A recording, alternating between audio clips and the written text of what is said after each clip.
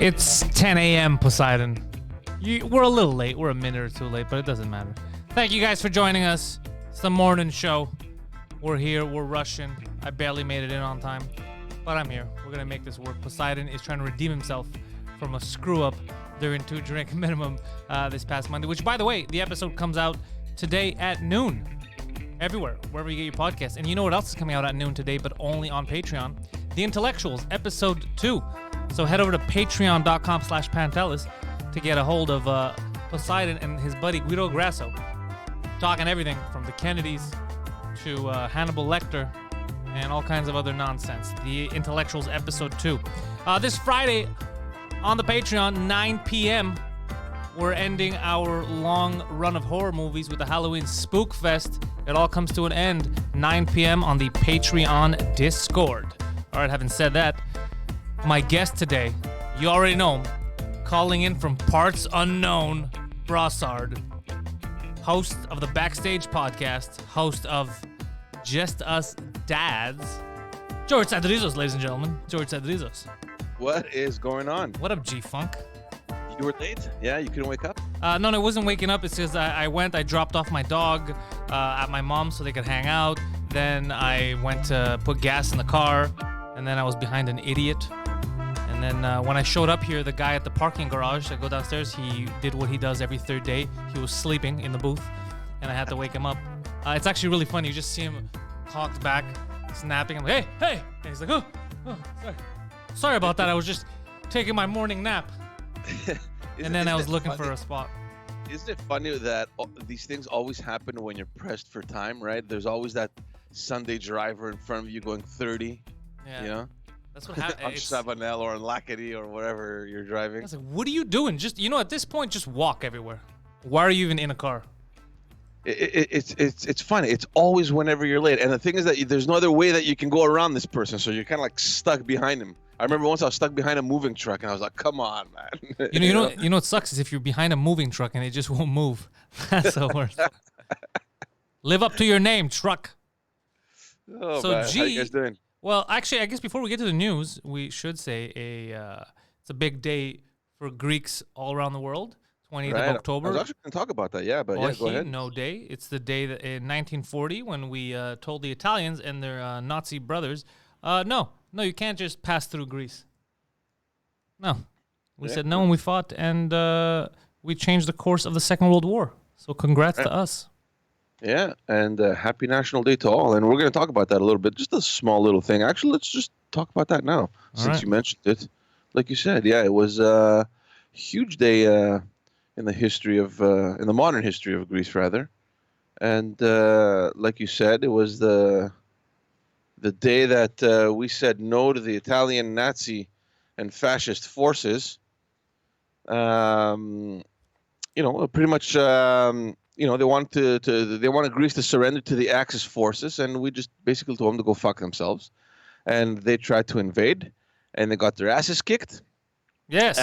To the point where Hitler had to literally change his plans and move his army to the south, where he faced the longest resistance from any other country. So, obviously, eventually Germany did occupy Greece as well, but that delayed its plans. Long enough so that they had to go to Russia in the winter, which was not a good idea.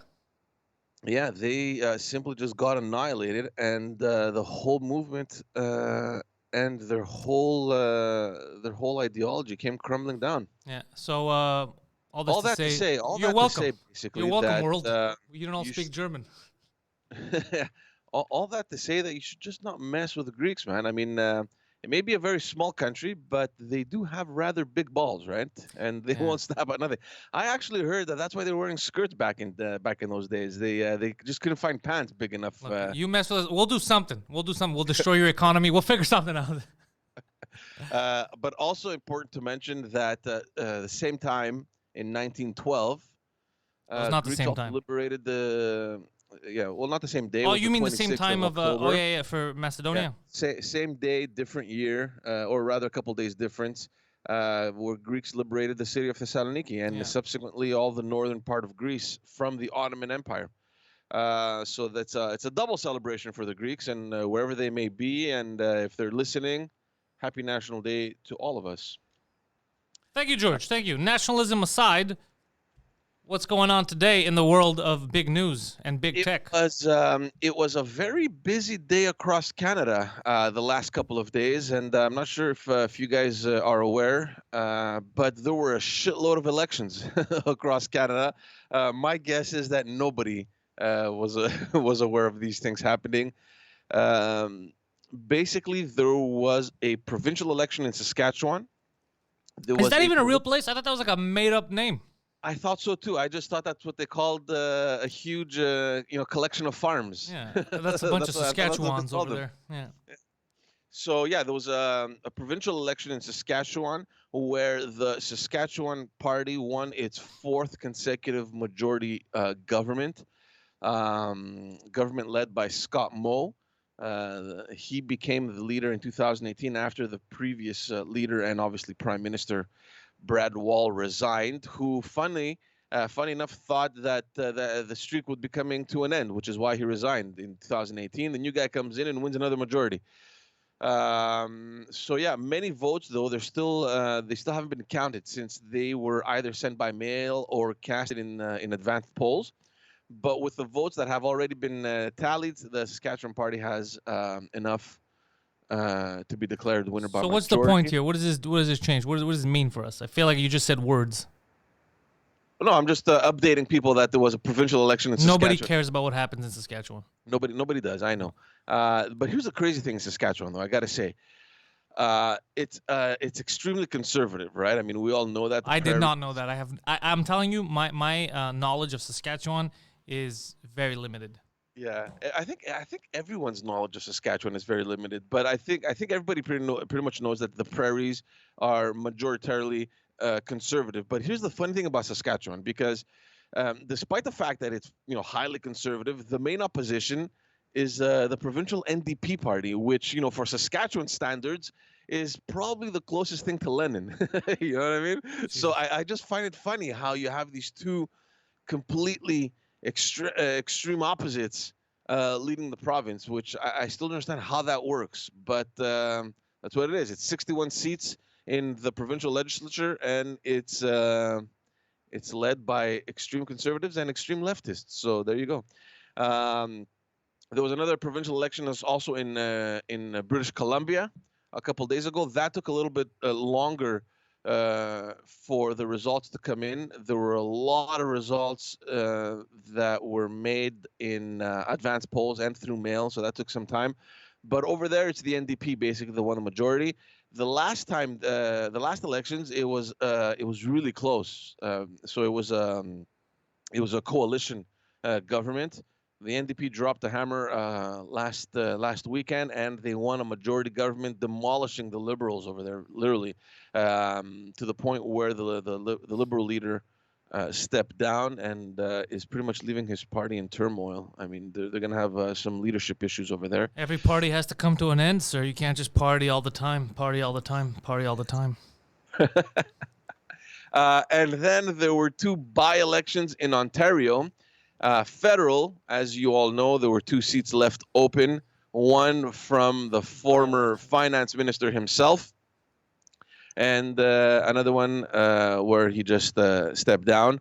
So yeah, the two ridings, York Centre and Toronto Centre.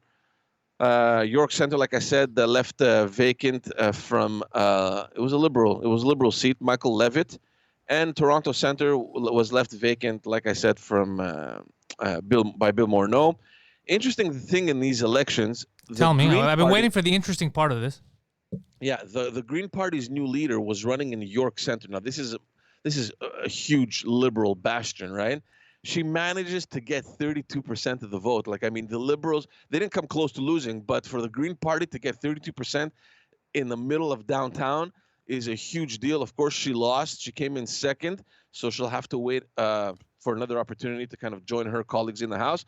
Toronto Centre, this is the interesting thing. This is Bill Morneau's seat that was left after he resigned. This was literally a nail biter. They were shifting between liberals and conservatives, liberals, conservatives. They kept going back and forth. And then who took it? The Liberals? Finally, the Liberals won it. with less than 4% of a difference, right? Oh Now, wow. the reason why, you're going to love this, the reason why apparently this happened, a lot of conservatives are blaming this person, this one person for everything that happened, was because Maxime Bernier Uh-oh. decided to run in that riding, and he picked up almost 4% of the vote, so about 3%. So they're blaming this fucking guy because had he not been there, all the vote that he got would have gone to the conservatives, and they would, for a rare time, been able to throw the liberals out of that liberal bastion over there. So Maxime Bernier comes back, To funny hunt enough, them. to rescue the liberals.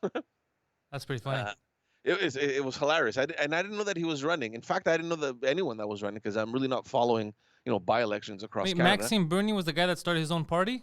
It's the guy that left the Conservative Party, created his own party. But then it said Lost. some crazy shit. Yeah, he lost. He was elected for a long time out of Quebec, Yeah.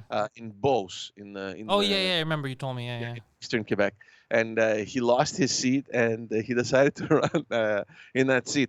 But yeah, so there you go. So Justin Trudeau picks up the 2 seats that were left vacant. A lot So of sitting that this Trudeau kid's been doing. He's got to do some more working. what'd you say? Repeat that. A lot of sitting that he's been doing. A lot of seat sitting. He's got to do some work. Yeah.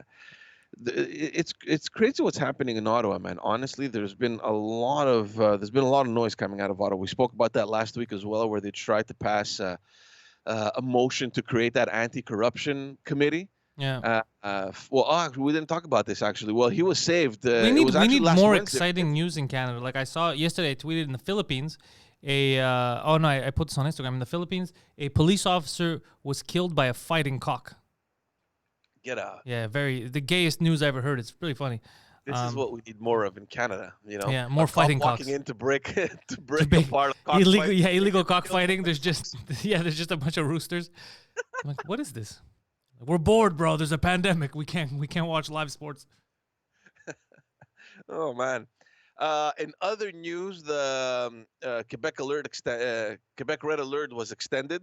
So Premier François Legault announced this week that he was extending. Yeah, something I called exactly 1 month ago on this just then. Everybody knew that. I mean, at this point there is no surprise, right? I mean, so he extends the restrictions in all the red zones for another 4 weeks, bringing us all the way to November 23rd. Goddamn. Everything pretty much stays closed. Traveling into a red zone or from a red zone out to another colored zone is forbidden. And every 2 weeks, basically, the government will be reevaluating the situation to see if any change will happen. I highly doubt that. I heard about this coalition of over 200 gym owners. Yeah, I'm gonna talk about that, man. This is crazy. Like, but even though during the last week, we were able to keep the daily cases stable, there do seem to be more and more new cases within the high school demographic. So measures were already taken to restrict school days for the Sec 4 and 5 students. You don't say.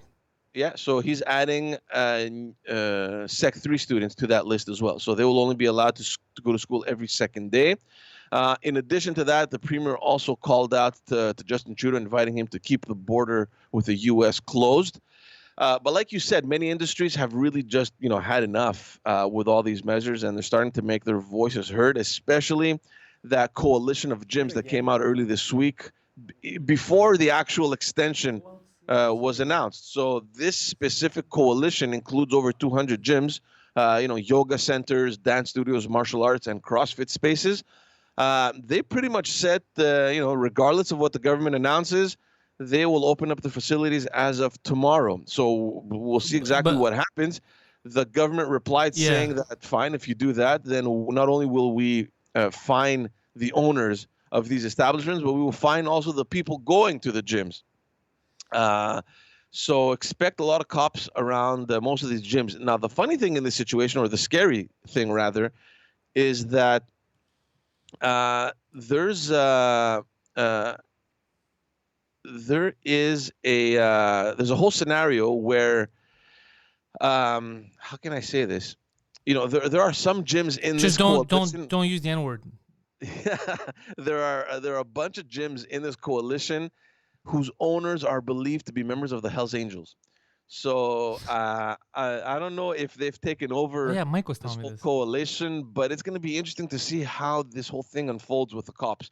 Imagine cops showing up at one of those gyms owned by a Hell's Angels guy, trying to find him or the people.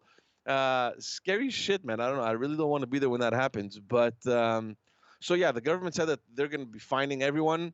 The gyms basically, this is the stupid thing, man. The gyms are arguing that their environments don't contribute to transmissions of the virus, because I mean, there's absolutely no droplets whatsoever falling anywhere, right, in the gyms, or there's no people, breathing out intensively.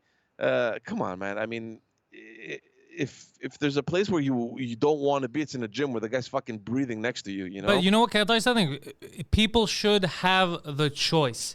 It should not be up to Mr. Legault to decide who's gonna work on their triceps and their biceps. The thing You is listen that- here, brother. All right. You think I got these fucking pythons by just sitting around in quarantine? But look, the scary thing is that they're setting an ugly precedent. I mean, this industry comes out now and says, "Look, fuck that shit. Whatever you're saying, we're opening." Imagine if hotels start doing the same thing, or restaurants. I mean, we don't want to see a situation where the government is going to be forced to kind of manage a whole other crisis within a huge crisis, which is the pandemic, right? So I don't know what's going to happen with this. I'm really curious to see if tomorrow they're actually going to open up at 7 a.m. I don't know. I really don't know. I don't know. I think that they're gonna go and they're gonna rush some of these smaller gyms. They're gonna find them. They're gonna get very aggressive. The rest of the coalition is gonna get scared. That's what I think is gonna happen. I mean, look, yeah, go ahead, Poseidon. I see you. Yeah, but why do you disagree on them opening? You're against it? No. What he's against is he says if it because he's judging it by what the government said in terms of this is a national health crisis. So he goes, if the health crisis is kind of perpetuated by people breathing and this virus spreading, then clearly these areas, even though the government hasn't provided actual data, they went in there and tested it. These areas, clearly you're more prone to breathe heavy on people and spread the virus. So we should shut down. That's what he's saying. He's not saying it's right or wrong. He's saying if that's the method of transmission, then clearly these places are at high risk. Not that the restaurants, schools, and whatever aren't, but clearly these places, that's all he's saying. No, because see, the difference is that restaurants, you're gonna go with a buddy of yours or your family members. You're within your little circle that you've been in, so there is no real danger. You're gonna go. You're gonna keep the social distancing measures active. You're gonna go sit. There's nobody around you within 2 meters because the restaurants took those precautions. But you go to the gym. You're doing your biceps, and there's a guy next to you. I mean, I don't know, man. I wouldn't want to be there. Fuck. Yeah. Well, I've been going at the gym all these months before October. I don't know. Fuck. Breathing on the catch equipment and anything. shit. Like, oh, you wipe down everything before you use it? Poseidon doesn't even wipe his ass after he uses it. No, but before use, me personally, no. But after every use, yeah, you had to. Everyone would wipe everything down. That's how it was. And there were no cases. I kept seeing the same repeat people going to Okay, the gym. you're seeing the same repeat people. Let's just say that you're seeing the same repeat, which some of the repeat people that you've mentioned are retards. I know them. I'm not for or against it. I don't think I mean? It just- I don't think I I'm the kept seeing the same scientist that faces. the city's looking for. I'm just saying. Let's say those people. Let's say you're in a close space. One of you gets it. You're all probably gonna get it, and then you're gonna spread it. He's gonna spread it. I'm gonna spread it, and all it takes is that one person. It just takes that one stranger to give it to your mom or something like that to cause damage. Yeah, but that's everywhere. I know, but that's why the lockdown existed, eh? Malaka, what do you think they're What doing? lockdown? Look at the malls. Everything's still open except for restaurants, bars, gyms. Okay, so then why are you complaining? What? So then why are you complaining? I'm not You complaining. can still live your life, yeah. He's talking about the gyms. I don't know. Look, the facts are that, yeah, there hasn't been any documented cases coming out of the gyms. But how do you document them? How do you document them?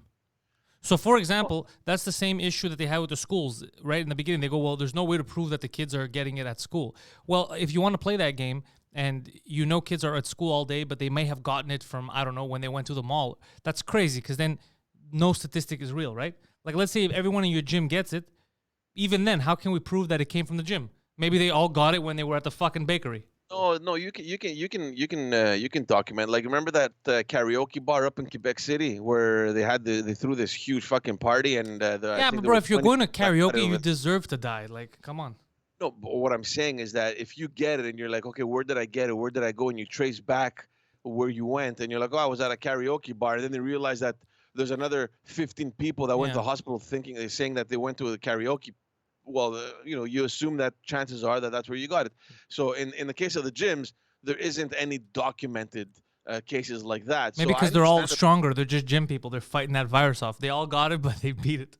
Look, I mean, the arguments they have, maybe they're good, but I mean, I don't know. In my opinion, they're a little irresponsible. I mean, to think Well, that, but here's the and other thing. they're also saying that, look, I mean, we're looking out for people's health. People are closed in. We got to look out for these people. But they are right. You need exercise. They are like, so I understand both sides of the equation. I understand what both people are saying. The other thing is, so there's three things, because there's yes the health benefits to being active. People need that, right? People gained a lot of weight. They got fat and unhealthy doing this whole thing. When he went back to the gym, he started losing weight. Poseidon. It did him very, very good. All that to say, obviously, you could also spread the virus and it could be dangerous. But also look at it on the business perspective. These people now, like, they can't charge. Like, if I get a charge on my gym membership when the gym is closed, I'm gonna go and pop someone's fucking head off if they charge me when their business is closed. So they're not gonna charge people. They're gonna end up losing money. Some of them won't be able to stay open. One of my friends, the restaurant owner, posted a thing on Facebook yesterday.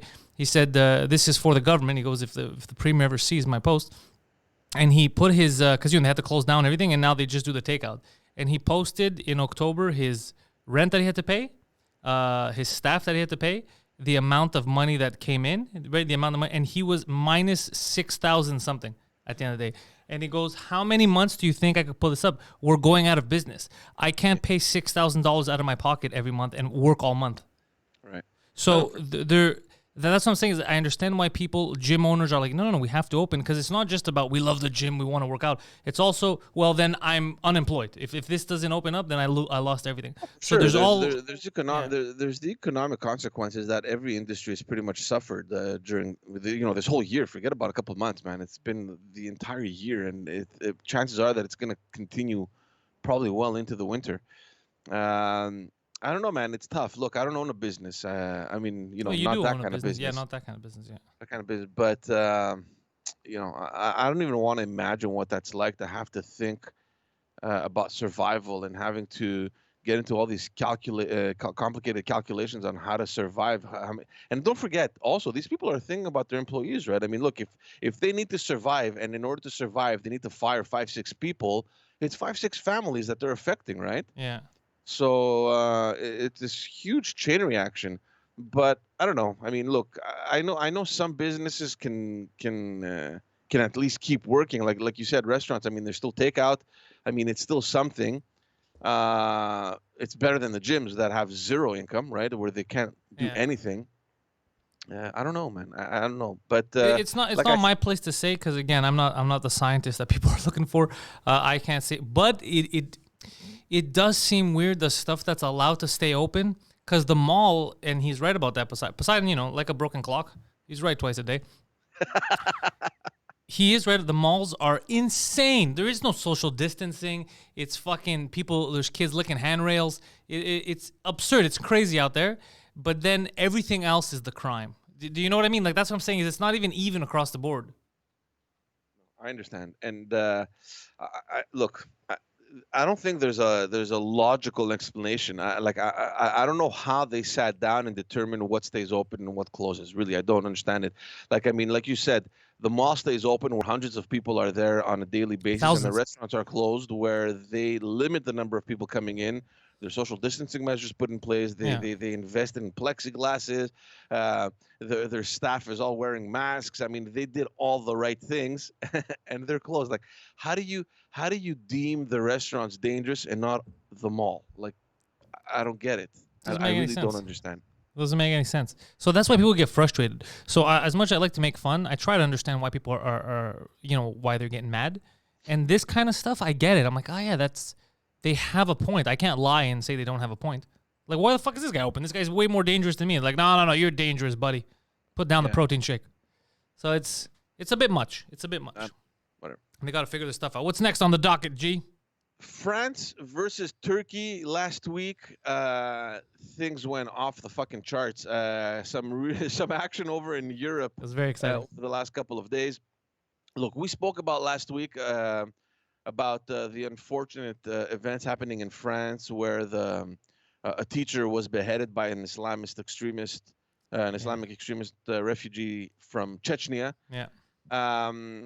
So after French president attacked these acts of violence that were also an attack on human rights, he said that France will continue to fight against, and I quote, Islamist separatism that is threatening to take control of some Muslim communities in France. Yeah. I'm with Macron so far. He said nothing wrong. Yeah.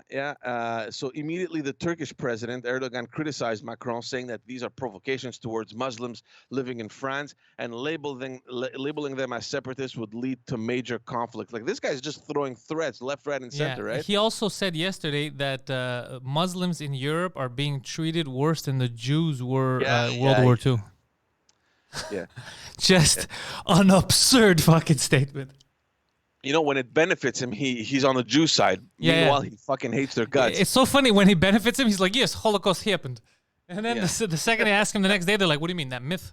Like, he fucking picks and chooses. So basically, he suggested that Macron get a mental health check before calling for a boycott on all French goods. Yeah. In response, France called back its ambassador from Ankara, which is a huge move. I mean, this is something that is usually left kind of like as a last resort. Before right? war. Not necessarily before war, but it's a major diplomatic event, right? Yeah. To pull out your ambassador. So this situation now is he should kick out the Turkish ambassador from France. That'll be the next step. France is taking it very easy. I mean, they didn't impose any. They didn't call a boycott on any Turkish products. You know, they didn't kick out the ambassador because they could, right? I mean, the same way that France pulled out their own ambassador, it's very possible that the country expels the ambassador if they want to, right? Yeah. So they haven't done that. But this situation is way more serious than people may think. I mean, you know, we've already mentioned on the show how Turkey has been trying for a long time to become the real voice of all Muslims in the region. Obviously, that has caused a real problem with other countries like Saudi Arabia and Egypt, you know, or the United Arab Emirates, who themselves, in response to everything happening with France, they called a boycott on Turkish goods in their respective countries. Yeah. So things are really heating up. I mean, this isn't just tensions between Turkey and the West, but it's also between Turkey and other Muslim powers in the region. And like we've said, you know, one wrong move and the entire region can get destabilized. That's what people forget. There's so much oil there. You know how flammable that place is? It can go up in flames in seconds. Yeah, that's what Saudi Arabia is thinking. Like, no, flammable we are, bro. One bomb, we're all fucked. In the meantime, France demanded that other European allies consider taking measures against Turkey, but they told us to go fuck ourselves. No, actually, there was a way of Italy and Spain, who I would assume would support Greece, both said we don't see a reason why we should put sanctions on Turkey. We like doing business with them. Spain, but Italy supported France in this whole thing, actually. The Netherlands as well. Obviously, Greece, Cyprus, Germany. The foreign minister of Germany came out and supported France. But supported verbally like they did last time. Yeah, and then on paper, they do the opposite. Yeah, we want to see actions, right? Yeah. We want to see concrete actions. The European Commission also stated that pretty much any possibilities for Turkey to enter the EU can pretty much be forgotten. The European Council will be evaluating more seriously if sanctions would follow earlier than the initial timeline, which was set for December of this year. We'll see what's going to happen. We'll see the developments. I'm following that whole region very closely. The other serious But Germany's issue, still selling weapons to them, no? everyone is selling weapons to them. So and then they should all look, shut the fuck up. most of the European countries, the major European economies, they have huge businesses in Turkey. Thank you. I mean, France. The reason why France can't really call a boycott on Turkish products is because Turkey is the biggest importer of goods in the Muslim within the Muslim countries. I think the figure I saw is like close to 15 or 16 billion euros All about the Benjamins. of transactions. So it's huge revenues coming in from Turkey, right? So it makes sense that they don't want to. I'm not sure inversely how many French products go into Turkey and if that's really going to make a difference in the French economy. But whatever, we'll see. The other issue here is that Turkey keeps adding direct conflicts with more NATO allies, and they're really starting to walk on thin ice, right? I mean, they've picked a fight obviously with Greece. They stuck it to the U.S. by buying the Russian-made missiles. Now they opened the front with France. I mean, the U.S. is already looking, like I said, into sanctions over the purchase and the testing of those missiles. And there just seems to be suggestions that if Joe Biden wins the next elections, that his stance will be much tougher than Trump's ever was. So we'll see what happens. This is actually next week, so we'll see what happens. I'm still sticking to the argument that I made last week. I really think that Erdogan is opening up all these fronts in an attempt to divert people's attention away from Turkey's crumbling economy. So he's just trying to get his own people to think something different other than the economy. It's crashing down in Turkey. I mean, it's that. And he's just playing the nationalist card, and he's blaming pretty much everyone for acting against Turkey. I really think that this may very well, in a near future, serve as a violent pretext for him to call, his people to arms. So we'll see. I don't know. I'm monitoring the situation over there. It's really scary, honestly. I don't think Europe in recent times has been in this kind of situation where things are really on the edge. I don't know. I don't know. And he's a one-man show over there, and he's fucking acting completely irresponsible. I don't know. So what are the odds you think of World War III? I don't know about a world war, but it's 100%. If Turkey goes to war with Europe, it's a 100% world war because Turkey's not going to war alone. They said they have Pakistan and Azerbaijan, right?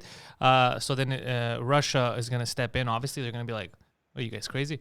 Then Greece, Italy, Spain, France. It'll be crazy. Then you have Germany taking the side of Turkey. They're gonna try to take over Poland again. It's gonna be crazy. I think there's no way that any European nation will take the side of Turkey on this. Wait and see, because we said twice. There's no way a European nation is gonna try to take over the world. They try to do it twice. These Germans. I don't trust them. I don't know. I doubt it. I think what's going to happen is that a lot of European countries may kind of sit back, which is ridiculous because you're part of the European Union and you have an obligation to protect your allies. But look, it's major, man. The fact that France is stepping up. I mean, we've rarely seen in recent times a major European power actually take this stand, right? I mean, they're right there at the front lines, man.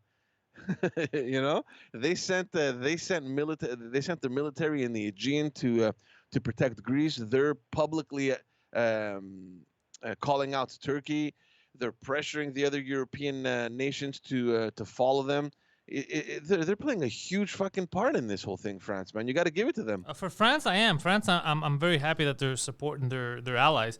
But for everyone else, Spain included, very disappointed. But think about it. For the longest time, it's been Greece and Cyprus kind of yapping, help us, and rightfully so. But who the fuck has ever given any importance to Greece and Cyprus in the European Union, right? They're that small little annoying country that causes problems, and everyone has to kind of pay to support. Yeah, that's what they've been. And well, maybe not so much for Cyprus, but more for Greece. This time around, you have a major fucking power pushing all these other countries to take action, right? I mean, it's huge what's happening. That's also always been the shield of Europe, by the way. So, yeah, yaps, but yeah. You talking about the yappy Greeks? Yeah. Yeah. I saw that post somewhere online where Greece has been protecting Europe from whatever was it, 500 BC with Persians, and we still get screwed over. Man. In other news, in South America, we rarely look at South America. I find history was made in Chile. Ooh. Yeah, if you guys remember, there were some crazy, violent mass demonstrations happening last year And one of the main issues was that people were requesting from the government to rewrite its constitution. So the president gave in, and he called for a referendum over the weekend on that matter. So last Sunday, the referendum that was held, there was a referendum that was held, and almost 80% of the electorate voted in favor of rewriting this constitution.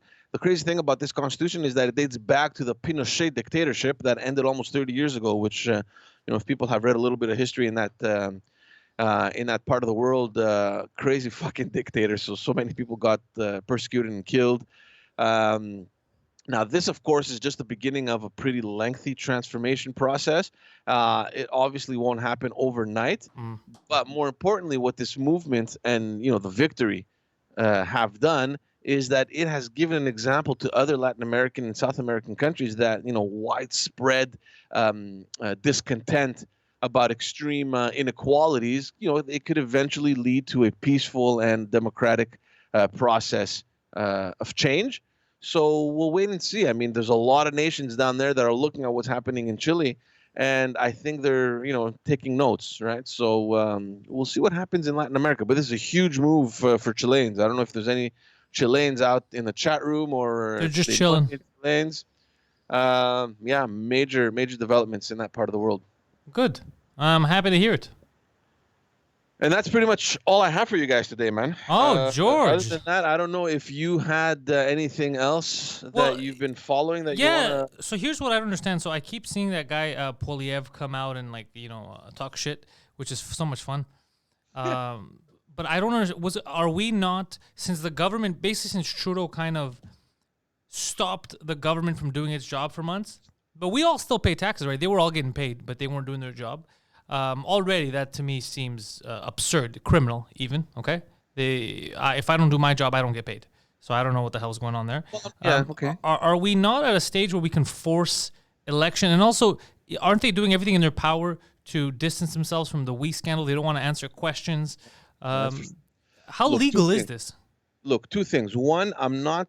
I wouldn't go as far as to say that they're not working. I mean, I know a lot of members of parliament, even if they weren't sitting in the House, they were doing a lot of work in their ridings. I don't mean like shredding documents related to the We scandal. I mean like actually working for the people. Yeah. No. There's a lot of work, man. That's done. People don't see it. It's behind the scenes. So I mean, they did work, and so did their staff. That I'm 100% convinced.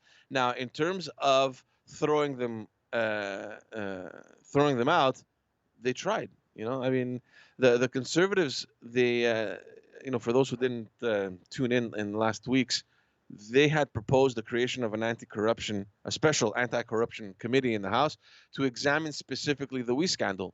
What did Justin Trudeau do? He called that a vote of confidence. He's like, listen, if that's what you're going to do, it means that you've lost confidence in the government and we will go to elections. The guy fucking threatened to go to elections if they were going to vote in favor of it. So let's do it. Of course, let's do it. The Conservatives voted in favor. The Bloc Québécois voted in favor. Who voted against it? Jagmeet Singh. Your friends, the NDP. I like how you call them my friends when I hate these commies. They're your friends, the NDP. The Greens also voted against it because obviously they're in no position to go into elections. Their leader isn't even in the House. They're just getting their shit in order right now. So yeah, and the motion didn't pass. And that's it, government. So look, I think that they're going to still keep pressing. This We scandal is much bigger than we had probably anticipated in the beginning, right? I mean, the fact that they're not giving documents, the fact that the documents that were handed in were all blacked out. What the hell are they trying to hide, man? And you have the Liberals coming on and saying, "Oh, look, we answered all the questions we had to answer in the Finance Committee. All the documents were given. All the information is out there. Let's move on to something else." Where the line is, we are dealing with the biggest pandemic. This should be our main focus and not anything else. Hold on, bro. Yeah. What do you mean not anything else? What do you mean not anything else? It's not like that's the only thing happening right now, And at the end of the day, the Conservatives are absolutely right. And I don't have any affiliation federally, but you got to give it to the guy, Poliev. They're doing their fucking job. They're parliamentarians. They're there to question the government, and that's not only on COVID, because that's obviously the main preoccupation at the moment. They're there to question the government on all fronts, right? So look, you want the government to fall. I can tell you that the conservatives are probably going to keep hitting on that nail, but how and when it's going to happen, I don't know. But it's difficult for me to imagine this minority government, going past next year. I mean, it would be a huge. I'm actually shocked that we're not in elections right now. Yeah, that's what I'm saying. So, I've said it before. So you're telling me that Jagmeet Singh and the Green Party lady are blocking us from going to elections? That's right. That's exactly what happened. So you're telling people that wannabe communists and hippies are blocking democracy? Who would have thunk it? They're holding the balance of power. Look, I don't think the Greens, would have, whether the Greens are voted or not, it wouldn't have made a difference because all he needed was the support of the NDP. The question now is, what's in it for the NDP? Yeah. And that's what I'm looking forward to seeing in maybe the next weeks or the next months. I'm curious to see what the hell these guys agreed upon, behind the scenes, So what's happening here locally? I keep getting messages, people telling me, why don't you talk about the Office de la Langue Française, the language police? Apparently the premier, instead of focusing more on Corona, he says there's a huge problem here that restaurants have been getting away with, what do you say, subverting the French culture or some crazy stupid shit like that. They, from what I read, they updated the criteria on the Office de la Langue Française. There's more budget that was injected. Yeah, but I heard in terms of extreme cases, I even heard the restaurant that got fined the other day because the menu wrote espresso instead of cafe espresso. Yeah, but that's happening for years, man. Don't you remember back in Pauline Marois, they went into an Italian. They got mad that it wrote pasta instead of pat. Yeah, so, they called it a pasta gate. Yeah. And these fuckers. No, but I'm saying that happened then. They were ridiculed all across the planet. So I did not expect that they would find someone for writing espresso instead of cafe espresso.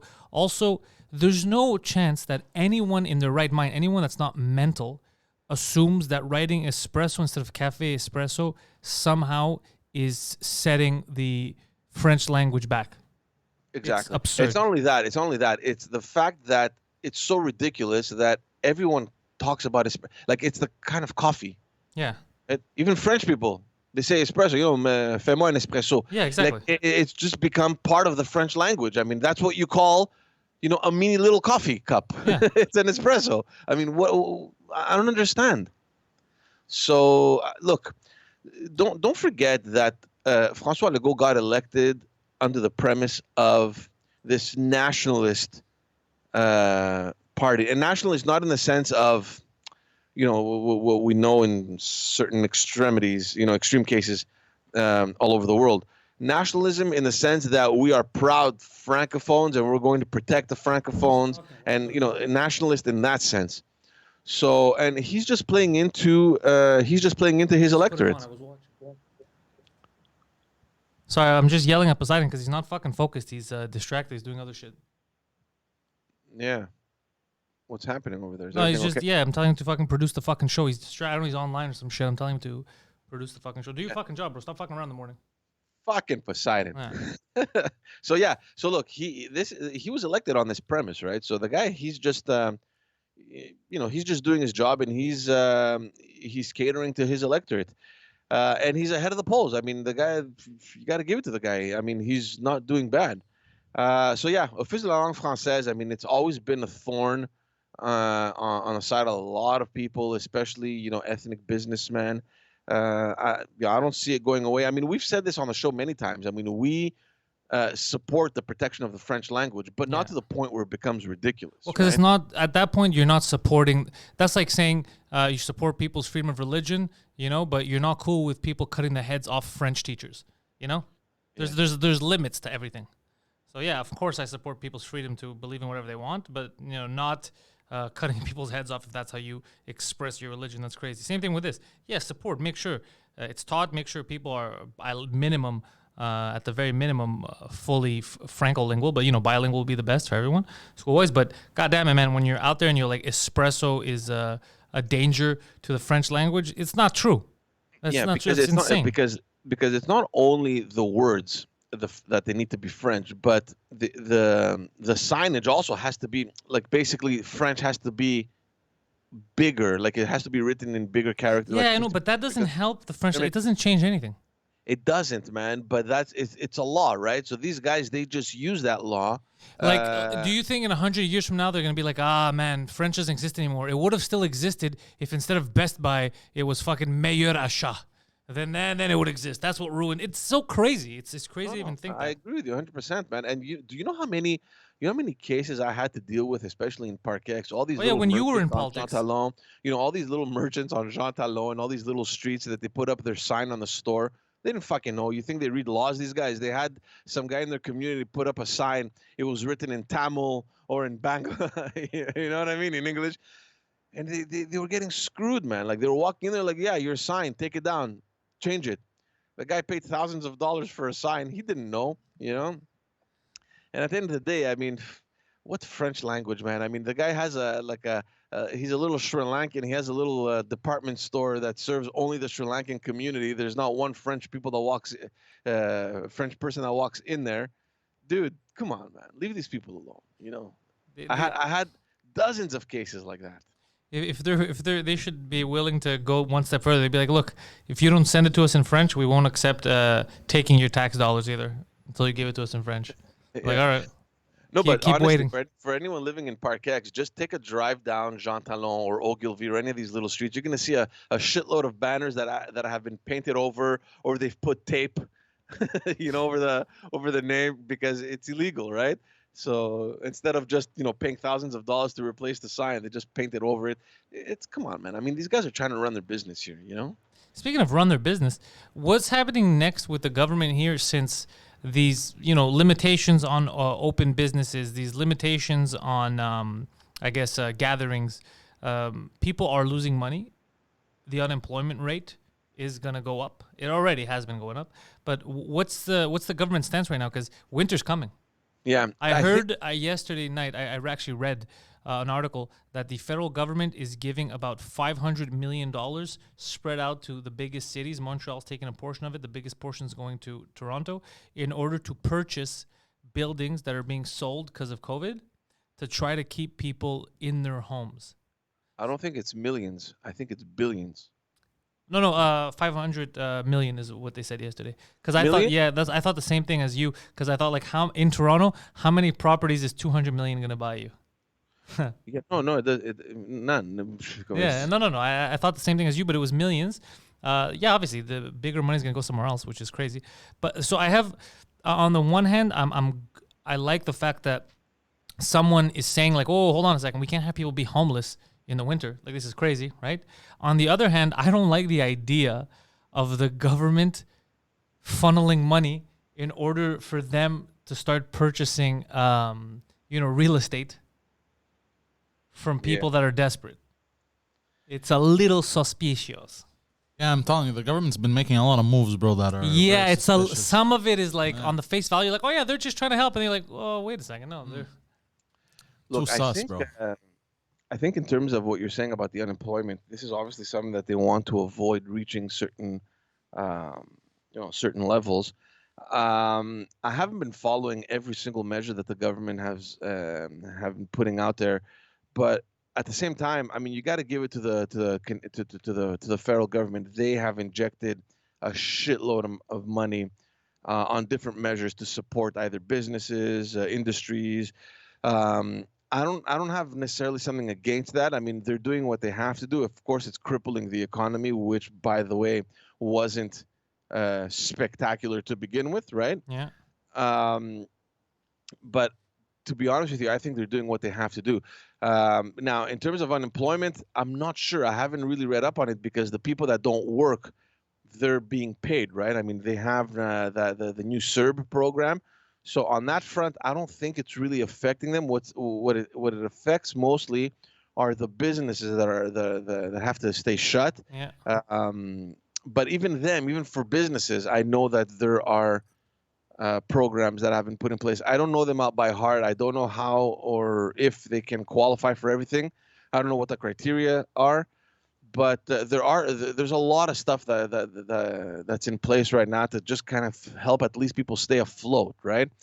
because it could have been way worse. I mean, imagine being in a smaller country somewhere where they don't have the the flexibility that Canada has. It would have been worse. My God, it would have been complete destruction. That's scary. So, George, we're a week away from the U.S. elections. The Yeah. American election. Very important election in both humor and stature. People are talking about it all around the world. Early polls are suggesting that Biden is going to run away with this, but that's also what the early polls suggested 4 years ago for Hillary Clinton. Where do you stand on this? What do you think is going to happen? Look, I don't know if it's the same thing. Like to you, I'm actually, now that you're mentioning it, there's a good friend of mine who I've been trying to get on the podcast. He was an advisor at the PMO in Ottawa. He's a major U.S. Politics buff, and I just want to read because he posted something on his Facebook page, which made a lot of sense. I mean, this guy's huge into numbers. I'm just going to read it out, all right? And by the way, I'm going to shout out. I mean, his name is John O'Kalis. So this is what he writes, and it's funny that you're mentioning this because he put exactly this. So he goes, a few thoughts on elections with 7 days to go. So a week out, the average is Biden. He's plus 7.4 points. Hillary was at plus 3.1 a week out to the elections. Okay, so with a pretty short peak at 10.3% on October 11, a week after COVID diagnosis, Biden's hovered between plus 6 to plus 10% since June. The other differences with 2016 are, number one, Biden hasn't been below 50% in October. Hillary only had 7 total days over 50%, and that was late March back in her campaign. Number two, there are far fewer undecideds than there was back then. I'm not sure about that one. I'll take his word for it because he probably follows more than I do. Three, Biden's net favorability is plus 5.2. Trump is net minus 12.2. So in 2016, Hillary was net minus 12.6 and Trump was net minus 21. So these are just figures, right? I mean, This guy's just calculating stats and probabilities. Also, there's a site. It's called 538. For those who want, you can go on 538, and they have crazy polls over there. The average on that site has even a bigger margin with Biden at plus 9.1. So that's it. And then he just goes on to talk about different states and what role they can play. Yeah, because I was going to say, even if popular vote, Biden would take it. If Trump gets all the necessary states to win the Electoral College, wouldn't he still be president? Well, look, okay, so let's get into that. So basically, this is what he says, okay? He says that the national polls were slightly off in 2016, but they weren't off by much. Even if you apply those polling errors, which was about 1.1%, and the general margins of error, Biden still has a clear lead. He says that the national polls are not really the important polls. The important polls are in Pennsylvania, Michigan, and Wisconsin, where Hillary lost by a combined of 77,000 votes. So it's not a lot, right? Yeah. And also the polls in Arizona, Florida, North Carolina, Iowa, Georgia, and Texas, because that's where the election is being fought. He thinks that Pennsylvania looks to be the tipping point. So if Trump, this is what he thinks the strategy is. If Trump loses there and in Michigan and Wisconsin, where Biden seems slightly safer, He's done. Then Trump would need to win a state that Hillary won in 2016. So that looks pretty much unlikely at the present moment. You don't think Trump can take California? yeah, right. Now, if Biden loses Pennsylvania, but manages to either flip or win Michigan and Wisconsin, he would also need to win Florida or North Carolina or Texas. Or if, in the case of Iowa, if he wins Iowa, he would also need one electoral college votes in Nebraska or the Maine.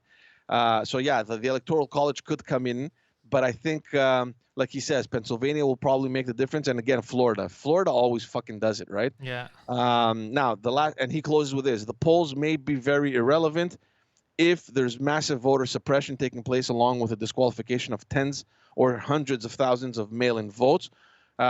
We know it's already happening, but we don't know to what extent. So he says that the massive advance voting, especially by mail, will be challenging for not arriving on time, not having the proper envelope, not having matching signatures, etc. But with now 70 million votes already cast, and last election there was a total of 136 million votes in total. So right now, before the actual election day, there's 70 million That's crazy. votes already. It's huge. The sheer number of votes may overcome those that are rejected. So he may have a point over there. So it's also a little suspicious. Look, I think it's much, much closer than we all anticipate. I don't really trust the polls. I never did, to be honest with you. I mean, it gives you kind of an indication of what people, where people may be at. But they've been wrong in the past. I mean, and who knows? They could be wrong now. But he brings up interesting points when he compares the stats between 2016 and 2000 and now. I mean, there's a major difference. I mean, the differences are huge. I mean, Biden's advance is much bigger than Hillary's ever was. Yeah, because I've seen the campaign ads and all that. I think it's because of emotion. Because people are scared because they're making it seem like it's the apocalypse if Trump wins. But in all honesty, for the regular American, from what I've seen, the regular American that does his homework, for their daily lives, it would be better if Trump wins. Because if Biden wins, they're going to get rattled. There's going to be a shakeup in the States, and then they're going to realize, fuck, we fucked up. But the problem is, again, you're going with emotions because every second day Trump is going to say or do something that they're going to, either take out of context or play in its full context, online and on news, and you get scared and you're like, this guy's trying to start a race war, whatever they spin, and you're not realizing that basically what he's saying is, I want less involvement in your life, I don't want to put up taxes. I want to help businesses. I want to help you do your thing, and not even help. He just doesn't want to get involved in that shit. That's what I want. As in the government, I want less government. I don't want you implicated in my daily life. The government should not be enforcing anything in my personal life.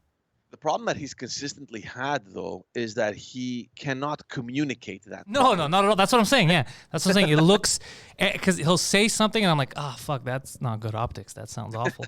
No, exactly. So if you don't try to dig in a second layer, you're like, fuck this shit. And that's but they both have that issue because Biden, too, will say something. I'm like, there's no way that's what you mean. You've been speaking the English language for way longer. There's no way that you just said that on live TV. Like 2 days ago when it showed that he didn't know where he was, where he's like, I'm going up against George. What? Who the fuck's George? Bro, you're not fighting Bush, bro. You're Donald Trump. What are you talking about? So it's weird having these two go at it. Keep in mind one thing, and of course, look, it's not an excuse because Trump is, they're pretty much the same age. But when you're that old, and I don't want to criticize age over here, but running ageist. Running a campaign is an extremely stressful fucking thing, man. You know what I mean? Imagine running it in the U.S. Like, it's a huge freaking country. You have so many things to think about, so many strategies that are unfolding in your head. And look, I mean, it's no excuse. Like I said, I mean, Trump, they're pretty much the same age. You don't see these mistakes happening on his end. Yeah. But at the same time, I mean, when you reach a certain age where you don't remember what you ate the previous day. I mean, I don't remember what I ate yesterday. So imagine me at 76. Yeah. So, and on top of that, running a campaign in the U.S. So, I mean, these things could be normal, I want to say. But I think they're both too old, and I think that a good president, who would have made a good president? Ron Paul, I think, would have made a good president. I liked Ron Paul. And now, again, I keep saying it, the Democrats screwed this up. I think Tulsi Gabbard, if they had supported her, they would have. Yeah. She was. I don't know. Look, I followed her a little bit. I understand what you're saying. I was very much impressed with Pete Buttigieg. The problem with Pete Buttigieg was that he's fucking too much to the left, man. Mayor Pete, he was a bit of a retard. I didn't really enjoy him. Look, he was much more eloquent than anyone else, and I mean, the guy can really defend himself. I liked him. I mean, he was really the guy that they said he was like in the '90s a hacker or some shit. It was that guy, right? No, I don't think so. He's the mayor of whatever. Yeah, Mayor Pete. Yeah, somewhere in Texas, no? I don't know what it's called. It's called. I think it was that guy. Yeah, but he was like, he was one of those emo hackers like back in the day. Like, Was he? we I don't know gotta that. take down the government, bro. Like one of those guys. Fucking guy. Yeah. But yeah, no. Which is fine. I'm not judging him on that. I'm just saying, if I remember correctly, that was the story about him. Look, I found him super intelligent. I found him super eloquent, and I really thought that he was gonna make it. But yeah, I don't really like the libertarian candidate, George Jorgensen. Like I wanna like show support for her, but I see her talking. I'm like, God damn, you guys could do better. Tulsi Gabbard was a victim of the fucking machine, right? Because she came out against Hillary Clinton. I think she Yeah, and worked for Hillary Clinton, and yeah. she saw the crap that was happening Said, "Fuck in this." the campaign, and they pretty much shut her up, man. Yeah, they said they basically they axed her by saying that she's a Russian asset. But last I heard, Tulsi was suing the Clintons. Oh, okay. Yeah, I for don't that, because that destroyed her. Yeah. They just went and threw a bullshit story out there. She's elected, right? She's in the Senate, or I have no idea. I don't think she got elected. I hope She she's a was- senator.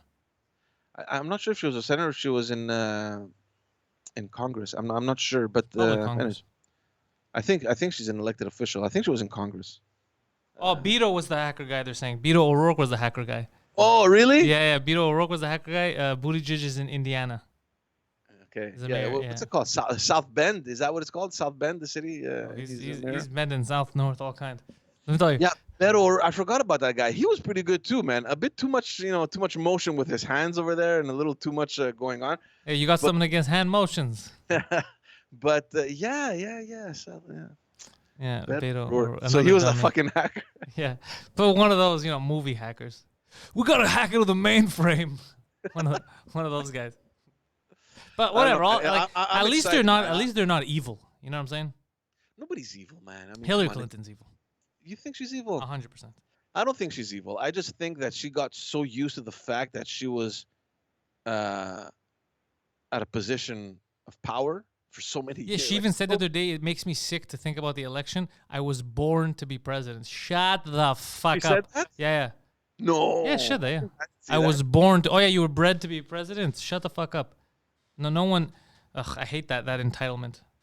Look, Hillary Clinton has been involved in politics from her early 20s. I mean, she has an enormous experience and knowledge in U.S. political affairs. And I mean, look, I think she's still not over the fact that she lost. No, she said she's not over it. She says she still has nightmares. Yeah. Because she was born to be president. Can you imagine that, man? You're going into the campaign, everyone is calling you the winner. the polls have you ahead. It's like a fucking Newspapers have already printed their front page for the next day. Yeah, exactly. Madam President. your campaign is sending the pictures to put here. Use this picture. It's a good one. Yeah. But to be honest, because of that, it made a lot of people, myself included, happy when she lost because of that kind of arrogance. Do you know what I mean? Like right now, I feel like they're both equally as arrogant. Like, and the way people are suggesting online, it's very tight. It's very tight. You don't know. I can't foresee. But to be fair, I couldn't foresee 4 years ago. But this I can't foresee because everyone is voting now on emotion. So it doesn't matter what the candidates say. They could each say the dumbest thing right now or basically promise something that will destroy the country. And people are just voting on emotion. Like, no, I got to go with this color. It turned into a gang. I just hope that whoever wins with a difference significant enough not to blame the mail-in votes or all that shit. Because Maybe that'll happen. Who knows? I don't. Look, man. I mean, we want to avoid a crisis happening in the U.S., right? Yeah. I mean, all this civil unrest already going on. Imagine if Trump comes out and says, "What? Joe Biden won with a difference of fucking, I don't know, 0.2. 100,000 votes. It's the mail-in votes. I told you, we got scammed. It's all a fraud, blah, blah, blah." And then God knows what the fuck's Yeah, gonna but you know what else? I thought about that, but then I realized that I don't think Trump's going to go that route. Unless it seems suspicious, unless you figure that's something. Because there was, what was it? Project Veritas was showing all that stuff about they were throwing out ballots. I don't know if you saw that shit. Yeah, sorry. So if you find out there's fuckery afoot, okay, that's a different story. But I don't think if Biden wins fair and square that Trump is going to do that because also we have to think about who Trump is. Trump has a life outside of this. Trump could be like, all right, I'm out. And then continue his merry fucking way, being a businessman. You know what I mean? It's not like this is all I have. This is one. So I don't think if it's done fairly, I don't think he's gonna do that. Yeah, but there's a huge difference, man. Regardless of what your life is before becoming president, you're the president of the fucking most powerful country in the world. Yeah. I mean, this is a huge ego trip, man. You don't want to give that up. I mean, if you lose fair and square, yeah, you fuck off. But and he hasn't indicated that he wouldn't contest it, right? I mean, he's always been kind of on the walking on a fine line when it came to that. Yeah. So nobody really knows what to expect. I just hope that the difference is large enough, whether it's Trump or Biden, whatever it is. I just hope that it's wide enough so that we don't start blaming that detail. So are you basically saying that I have to stream the elections live?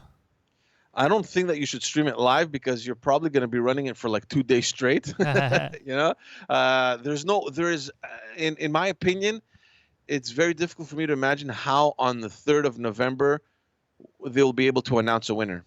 I don't know. I mean, I'm kind of hoping that they do because the numbers will be so large and the differences will be so significant. Kind of like the provincial elections here in Canada. Yeah. There's still votes being counted, but the votes already tallied are so, so huge that they can comfortably declare a majority, right?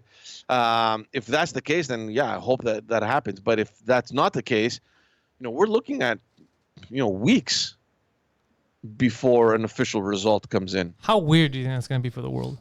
It's going to be extremely weird. But at the same time, keep in mind one thing. The U.S. is also that country where the president gets elected and doesn't get into office until the following year, right?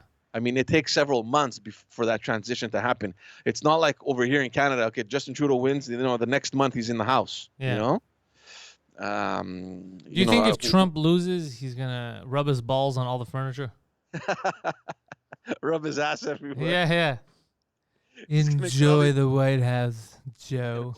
He's gonna get all these. That'll be hilarious if he's just on Instagram Live. He's gonna go find all the staffers at Pence's office that were just diagnosed with COVID. All right, start coughing everywhere, motherfuckers. Let's go. Come on. This guy. We're letting him. We're not waiting 2 months. We're letting him now. Spit all over this He place. kills Biden. No, but he's like, spit everywhere.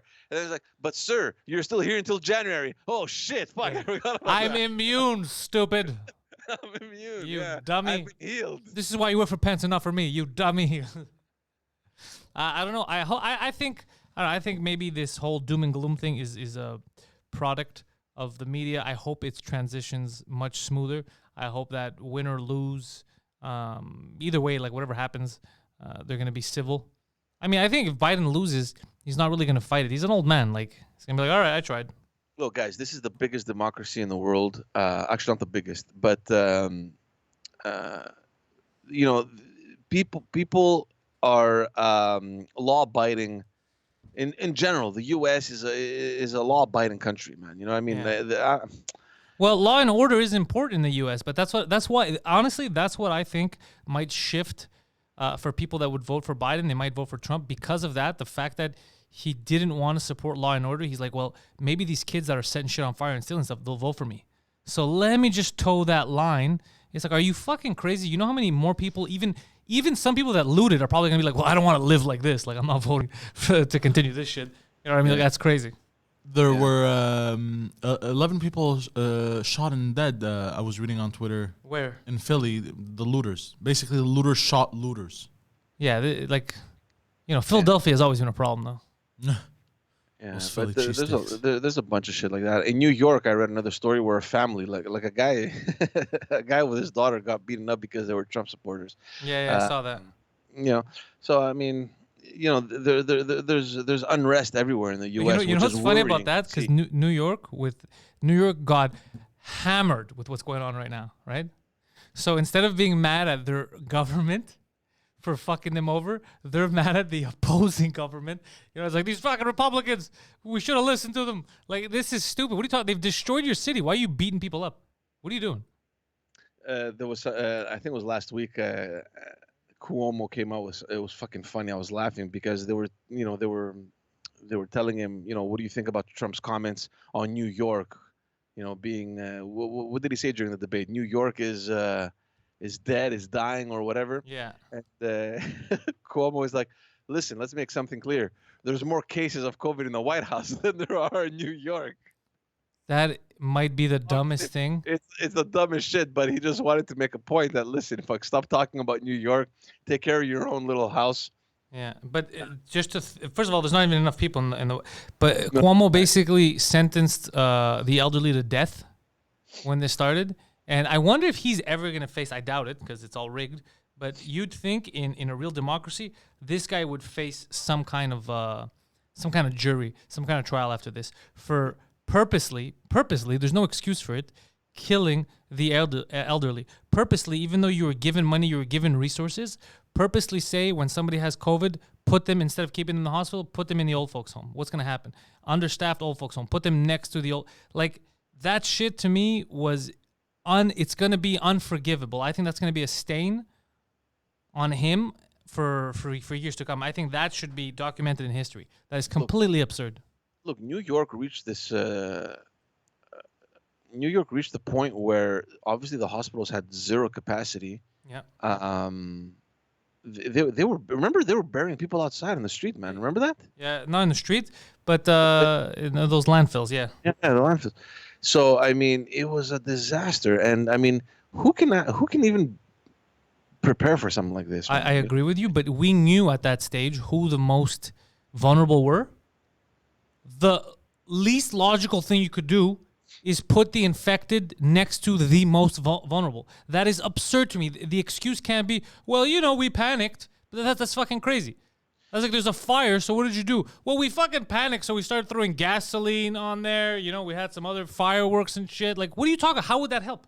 Yeah, look, I mean, you have a decision to make, right? You need the beds, you need the space in your hospital to take care of your population, and you know that there are chances that the seniors' residences have the resources to take care of the old. No, there were no chances. They were understaffed. And come on, dude. No, but I'm not saying that.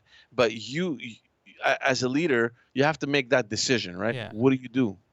Not put at risk the people that are the highest. Like this thing is killing not even 1% of people our age, but it's decimating the elderly population.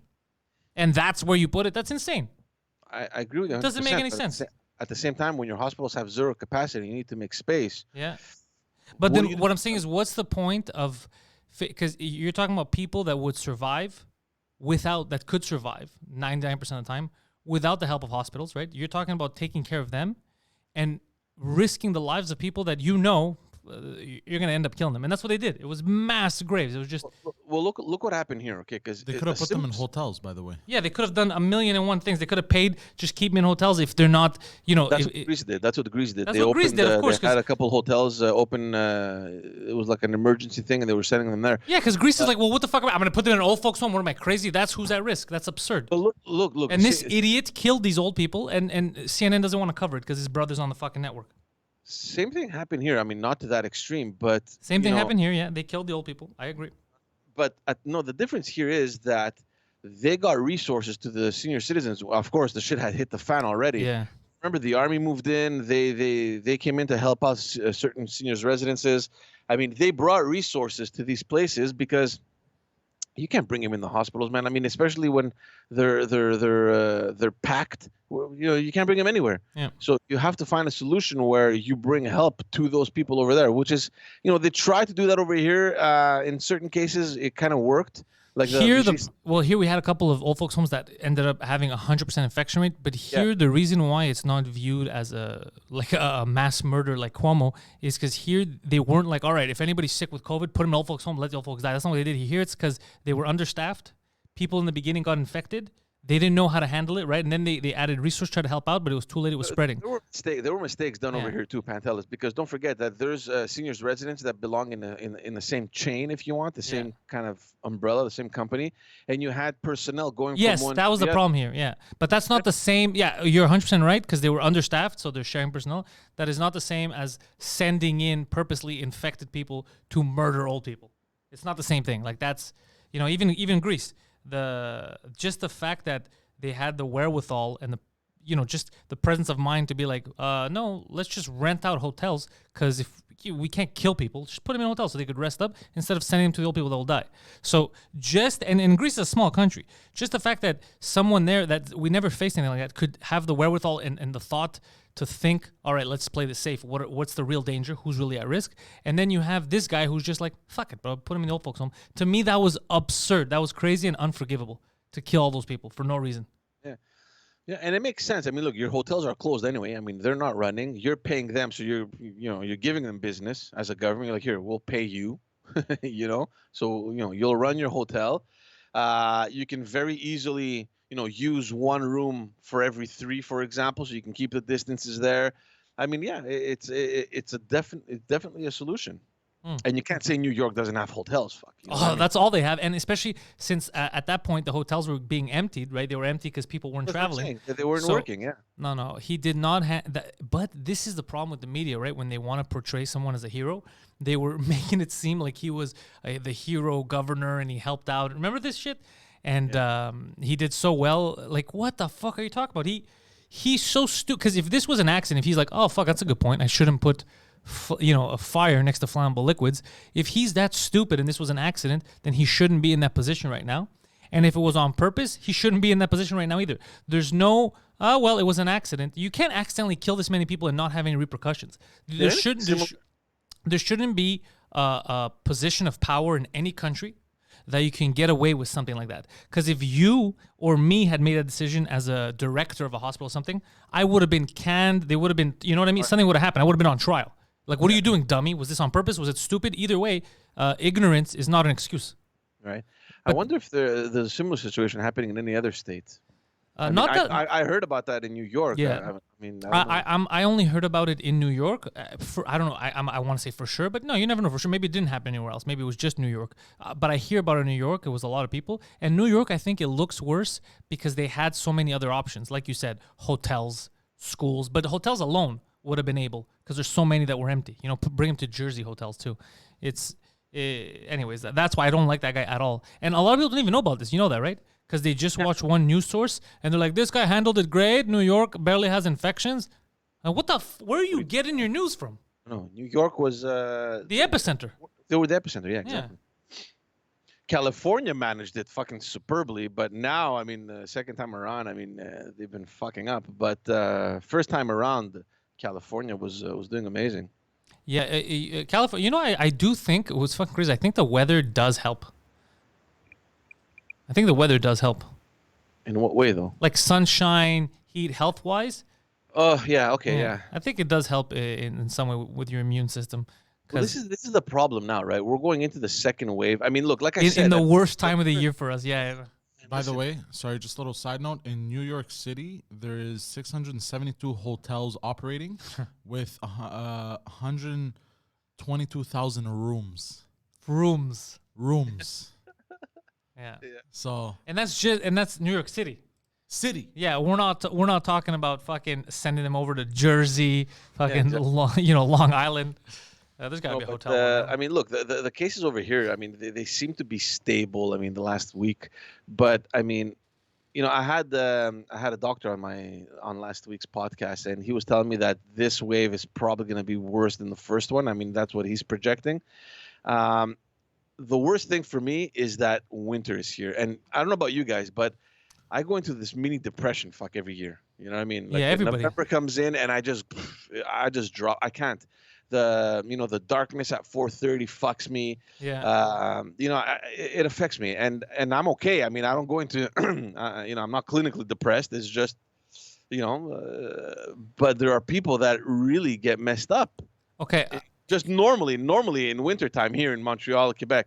Imagine, in addition to this, having to be isolated or going through what we went through, like in March, April, May, whatever. It's gonna be tough, man. It's gonna be tough. So I remember a few years ago, this was crazy. This is when I was 100. People say, "Oh, I'm not sure if it affects." This is when I was like hard-headed. You cannot change my mind. I know 100% it affects, because it affected me within hours. So I had to go to. This was end of October, beginning of November, and there was snow. Okay, it was already snowing. It was dark out. It was shitty. So I go down to Los Angeles for 3 days, okay? Oh man. It felt like I was on another plane. It felt like I had died and gone to heaven, okay? So when I'm living, then I had to come back. I fly back. I come back to the snow, the cold, the darkness. I feel it consuming me. But then 2 days later, I had to go back to LA. So, and then again, my mood went down. And the second I landed, even though I hate flights, the second I got back out in the sunshine, I was like, God damn it, I gotta live here. Like, it just, everything it's relief. just felt relief. The nights, I felt like it was November, but in my head, it was June. You know what I mean? Like, and that's how they live all the time. Whatever, a little bit of rain when it happens, big shit.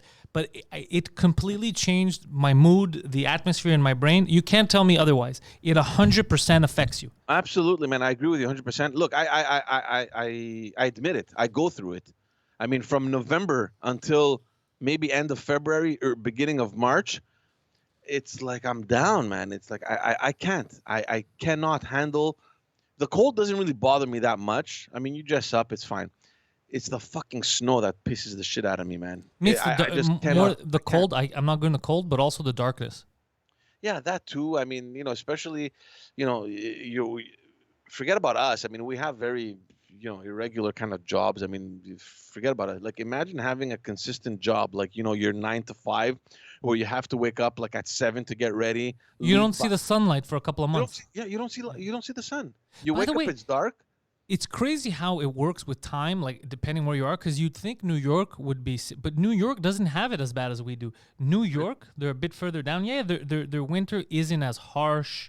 It's more livable than us. Here, it's insane, man. Look, man, I completely relate with what you said with LA. I lived in Greece. When I was living in Greece, it was during winter, back in 2000 and when was it? 6. I went there. It was in August, so I lived, and I came back like right before the summer of the following year. So I was there during the winter period, and that's when it hit me. That's when I realized how messed up shit was over here. Yeah. When in the middle of January, of course, the climate, plays a big role. Like, you're with a little sweater, and I mean, it gets cold in Greece. Winter, it gets cold, but I mean, you're with a sweater, and you're outside on a terrace with the heat lamps. Heat lamps, yeah, it's. Right, and under the Acropolis, and you're like, "Fuck this shit, man!" It's like, where am I living? Like, what am I doing? In Texas too, it happens to me when I go down there, and I just it doesn't. You don't think in your head, and it's cold here. There's no winter. I have a cousin that lives in Florida. Down. She sends me the Christmas card with her kids. The Santa the Santa picture, and they're in fucking shorts and flip flops. That's how they go see their Santa Claus in Florida. Like, fuck. But I think that helped with my comedy. Not being comfortable, angry, cold, all that. I think that helps make you funnier. All the material comes out in wintertime. Yeah, because you're just pissed off. You're like, fuck this, fuck that. So I think it definitely helped the creative process for me. And look, honestly, I consider myself strong enough mentally to kind of just go through it. Of course, there's down periods, but imagine the people that aren't. You know how many people, like, literally are on medication because of depression? Dude, I was mentioning that about a month ago, I was talking about how my buddy, comedian Jean-Thomas Jobin, we were talking about this backstage at the Bordel. He was saying how right now they haven't discussed since the early September time when they restarted schools, they haven't discussed that one of the highest numbers of, I guess, deaths was related to suicide.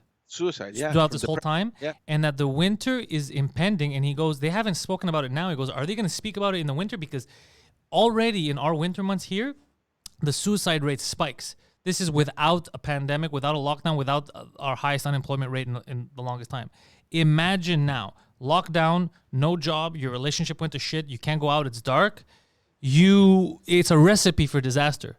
But I don't like that they don't mention it on the news enough, because I think it should be known that you're not alone in feeling sad, depressed, so that you know that there's nothing wrong with you. It's just that's cyclical. That's what happens. Everyone's feeling it, so that you don't think, oh, I'm completely screwed up, I have to kill myself. You know what I mean? So people understand that it's not just you. Whatever you're feeling, I'm feeling it too. This guy's feeling it. Like, it's happening everywhere. I think it's very important that they let it, because some people feel like, oh, there's no winning. I'm different. I'm crazy. I'm stupid, and you're not. You're not. You're a human being. Everyone goes through this. I go through it. The second it gets dark and gloomy, I start feeling for no reason. I could have the same life and I'll feel super sad. Look, I told you, it's the one thing that preoccupies me. It's the one thing that I'm thinking about going into this pandemic during the winter, it really scares me. Not for me personally, but just to see, what's going to happen just socially here in Quebec. I mean, I don't know. It's scary. It's definitely scary. And did you see, George, who just walked in right now? Oh my God. Coming into the studio, host of Fill My Hole, father of 2 young children, listener of Just Us Dads, podcast by George Rodriguez. It's my co-host, Phil. Hey. Balabanos. Sorry, guys. I was editing this just thing. Oh, very nice. This just thing, new episode will be dropping later today. But you got a lot of content today, guys. At noon. There's a lot going on, yeah. If you're a patron, only on Patreon at noon, both audio and video comes out. The Intellectuals, episode 2. Noon today. Also coming out at noon on YouTube, Spotify, iTunes, wherever the hell you get your podcast. 2 Drink Minimum, latest episode, will be out at noon as well. And then later on the day as a surprise, This Just Thing will come out with an episode. It's going to be a great time. Follow Phil. Look in the description. You could follow Phil at his various platforms. He's got a website. He's got a YouTube channel. He edits videos, puts them up there. It's a lot of good stuff. Follow us. Come over to Patreon. Patreon.com/Pantelis. That's where you get exclusive content. That's where you support the great stuff that we do. You're always talking about how cool it is that I work so hard. Well, come over to the Patreon. You get exclusive access to all kinds of shows, a podcast, a secret podcast, the Pantelis podcast bonus tapes that will only ever be for patrons. You get to win stuff. We just shipped out, 9 shirts yesterday? This guy had to go to Canada Post and fight with a woman that was arguing. Why did he need to fight with a woman? She was being a dick at first. She was telling him you need a return address. He's like, I never put it. He's like, you have to. He's like, I come here every. I thought you have to. You don't have to. He does it. He's been doing it for months. He's been shipping what out if it shirts. doesn't make it? Where will it go back That's to? what I said. Yo, can I just say, I walked into this room from the main studio. Yeah. It is fucking hot as balls in here. Oh, Jesus. bringing the heat, baby.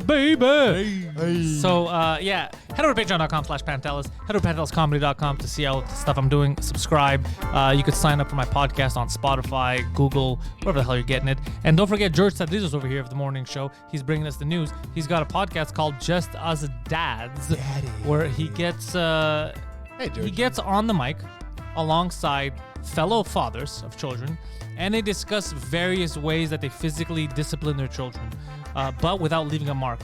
It is very avant-garde, very edgy. Get the phone book. The working title of the show used to just be called Child Beatings, but Just Us Dads had a better ring to it. So follow G-Funk over Just here Us Smacks. online. All right. What's up, George? How's it going, buddy? I like the sunglasses. What sunglasses? What sunglasses? What sunglasses? What's up with that? Yeah, I didn't ask you, man. What's up with the sunglasses this morning? Look, man, I don't know how to tell you this. It's just a cool thing that cool people do. No, actually, it was. I walked in with the glasses. I sat down and I was about to take them off, and Phil's like, "You should do the show with your glasses on." And I said, "I don't care." And then I was watching from the other room while I was doing stuff, and I was like, "I'm gonna wear mine too, because why not?" I don't care. Phil, how's it going, buddy? You know, just fucking trying to survive in the pandemic. Yeah. You know how it is. Yeah. Just dealing with some shit. How do you keep track with everything going on there, Pantelis? Like, you're going through that list of shit that you're putting out there. I mean, what the fuck? We don't even know. Yeah, look, I'm a very hardworking individual, sir. Okay, that's never been disputed. My intelligence has been, but not the amount of work I put in. I mean, yeah, that's true. Look, I'm just thinking I wanna put in more work. I like what I'm doing. I'm having fun. I want to sustain it. I want to make it bigger. I want it to grow. And the only way that's gonna happen is if I put in the work, to get more subscribers, to get more ads, more, So he's really what he's trying to say. He's being humble. He's the Rihanna of podcasting comedy. Yeah. Hello. Hey. I'm the Rihanna. Yeah. When I talk work. out of line, Poseidon punches me in the fucking face. Oh. So that's why I'm wearing these glasses. I got out of line this morning. It's just you got to work hard, man, because there's all kinds of stuff available out there. But I really like the fact that I look at people's Patreons that are huge. They're way bigger than mine, right? And they'll drop an episode a week. Yeah. And then I'm fucking dropping all kinds of shit like daily. You could just subscribe to me and you have content every day. Basically, everything that you do goes on Patreon? Not everything. A lot of stuff I put on YouTube, Patreon. Basically, the more patrons we get, the more stuff we do, right? The more resources we have it's to do shit. It's self-funded, right? It's self-funded, yeah. It's a whole self-funded operation. But we do mix. There's Patreon stuff. There's YouTube stuff. So everyone's getting a taste of something. But if you're on Patreon, you get everything. You get early, plus you win stuff. You get shirts, keychains, magnets. The merch, the goodies. The You merch. gotta get goodies. That's what People like Patreon- merch. People like merch. Patreon, Indiegogo, Kickstarter, all these Merch made it happen. Self-funding. Merch made it happen, yeah. Yeah. Maybe you need some better merch, George. Yeah, we have some. People can go get the. I see just they us have dads. hats for just us dads. This is dads. Daddy. I was listening to you guys talk about being depressed because it's cold. Yeah. Yeah, what was that about? What are your thoughts on that, man? How do you feel when November kicks in? Well, I'm gonna, as an observer, I'm gonna tell him this Fucking right hot now. mess. He has been very angry, anxious, irritable, like a bowel. Like a bowel. This past little while. No joke. And I'm beginning to think, I thought it was just being around me for long periods of time. It could have been or Poseidon. But now I'm starting to think the weather plays an effect as well. I'm sure the weather does play an effect.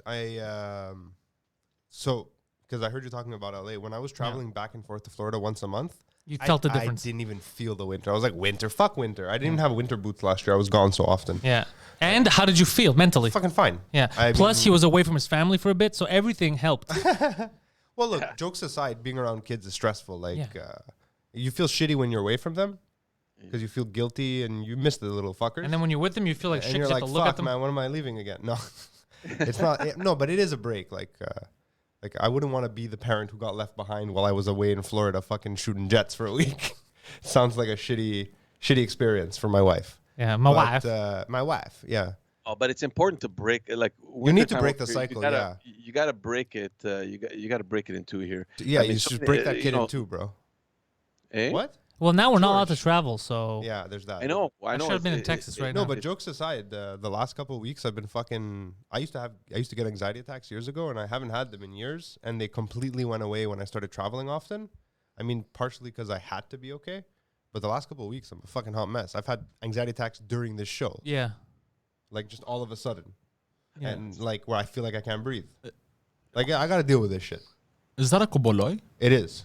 Oh, that's nice. I reached back to my ancestral. What's it called in English? Worry bead. A worry bead, really? Yeah. It's worry- basically the original fidget spinner. Yeah. Yeah, and I've been using it to like keep De-stress? my head busy. Yeah. It's working. It's actually helping me a lot. I don't know, is it loud on the mics? I don't think people. No, can I hear it. didn't hear it. Plus, I figured it's the 28th of October, Yeah. and these are the original symbol of Greek resistance. We spent the first 10 minutes discussing the 20th Did of you? October. Yeah. Do you guys know the history of these?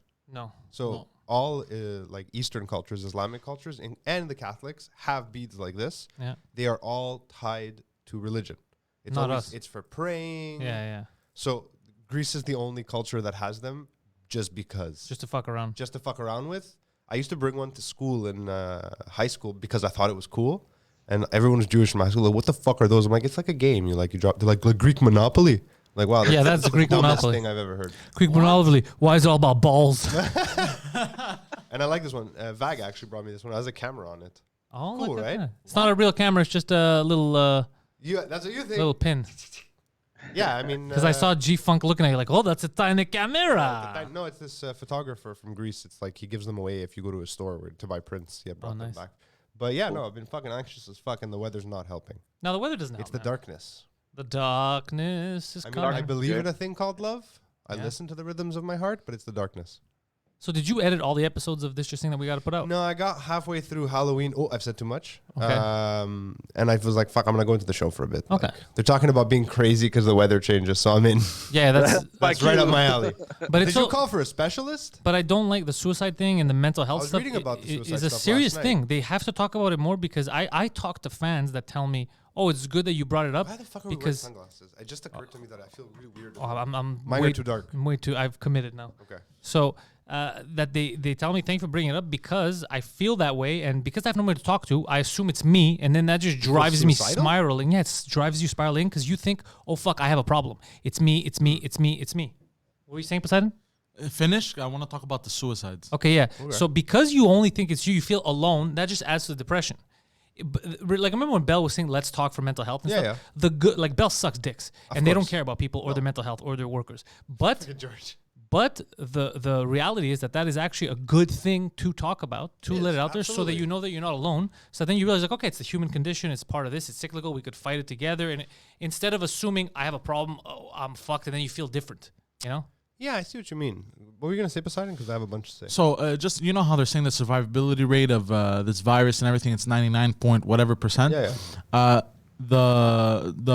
only 92 to 95% of suicide attempts end in survival rate. So that means End in survival rate? What? What do you mean? sorry, Repeat I that. didn't say that well. Yeah, so no. 92 to 95% of suicide attempts Survive? end in survival. Oh, okay. So only 8% die. So that means that the suicide thing is more deadly than the virus, statistically speaking. I mean, if we're gonna play with stat numbers, we Okay, might as well yeah, run for yeah. government. That's well, but the suicide rate. So is abortion. If you're Abortion is 100% Yeah, fatal. and suicide rate if You know you're what I if you're mean? qualified is 100%. If you're good at what you're doing, it's 100%. I mean, I used to joke when I was younger that if you're like threatening to kill yourself, yeah, you're just looking for attention. I've noticed that. I mean, it's the people who don't say anything. yeah, I've noticed that too. That friends of mine that threaten to kill themselves don't worried kill themselves. about feeling that way. Like my big issue is fear of death, so I don't think suicide is the answer to that. Yeah, Like it seems counterproductive to my goals. You know what I mean? Like I'm afraid to not be alive. Why would I want to? Poseidon, I want to add something to your stat. Yeah. Did you know? I know that a lot of people survive suicide attempts, but did you know that a shitload of those people end up with like long-term problems? Yeah, they fuck Some themselves they up. fuck up their neck. It depends on how they commit suicide. They lose arms, legs, depending on how they try to kill themselves. fucking- No, I know the argument I'm trying to make here is Yeah. that they're No, talking. I think I they're understood the blasting COVID in our faces. This Yeah. is deadly. This is deadly. But It is. meanwhile, this is more deadly, and the This is a lockdowns real are- epidemic. Like Yeah, a real and pandemic. the It's been around for a lockdowns- long time. Yeah, Yeah, and the lockdowns are making it causing worse. A spike in this. yeah. So, you Well, know look, what I mean? last night I Look, was reading a that's lot of the point I'm statistics. trying You to you make. are not wrong. They You're should not be wrong. You're addressing it. not. They should be making it known. And I'm telling you, the biggest reason you should Should make they it be known. though? Yes, because you're going to make a lot of people that are on the fence not attempt it because they're going to be like, oh, okay, I'm not crazy. But I never understood that the whole other people feel the same way I do. It helps. Who cares? No, I mean, You're saying who cares? I mean, which is for what. me, I have anxiety. Yeah. It fucks my life up. I know other people have it. Doesn't make me feel better. That just makes me feel like, oh fuck, this is a real problem. Yeah. It's not about knowing that the other people have it that's going to make you feel better. It's about having, a conversation with Yeah. someone that What's that- cibonia in English? What? What's cibonia in English, George? Sympathy? No. compassion. No, Is it compassion? It helps. Trust me, it helps yeah. to know because you don't feel alone. It helps. that People have someone- told me that it helps when I someone bring that it can up. put themselves in your shoes. Like, I mean, you come to me and tell me about your anxiety. I have no fucking clue what you're talking about because I've never had anxiety. It's it's hard to describe. I've tried to describe it to my wife because there's two forms of it. There's either the Nervousness, that everyone I can't breathe. He tells his wife, There's when that. you're around. No, honest, jokes aside, Anna's a saint for dealing with my anxiety. And she really doesn't understand it because Anna is the opposite side of that coin. Anna, sometimes I wonder how she has gotten through life without someone just losing it on her because she can shut down completely her emotions. She can just do like an automaton. She can turn it back on when she needs it. But in general, she can just not feel things when she wants to. She is not suicidal. If anything, she's murderous. Absolutely. Yes. If she was on a spectrum, She's that's the more one. likely to kill than It's the to kill kill spectrum. herself. Yeah, she's absolutely Good. absolutely. But and then there's the other one, which is like when someone threatens you, and you're about to fight, you think you might have to fight, and your adrenaline pumps.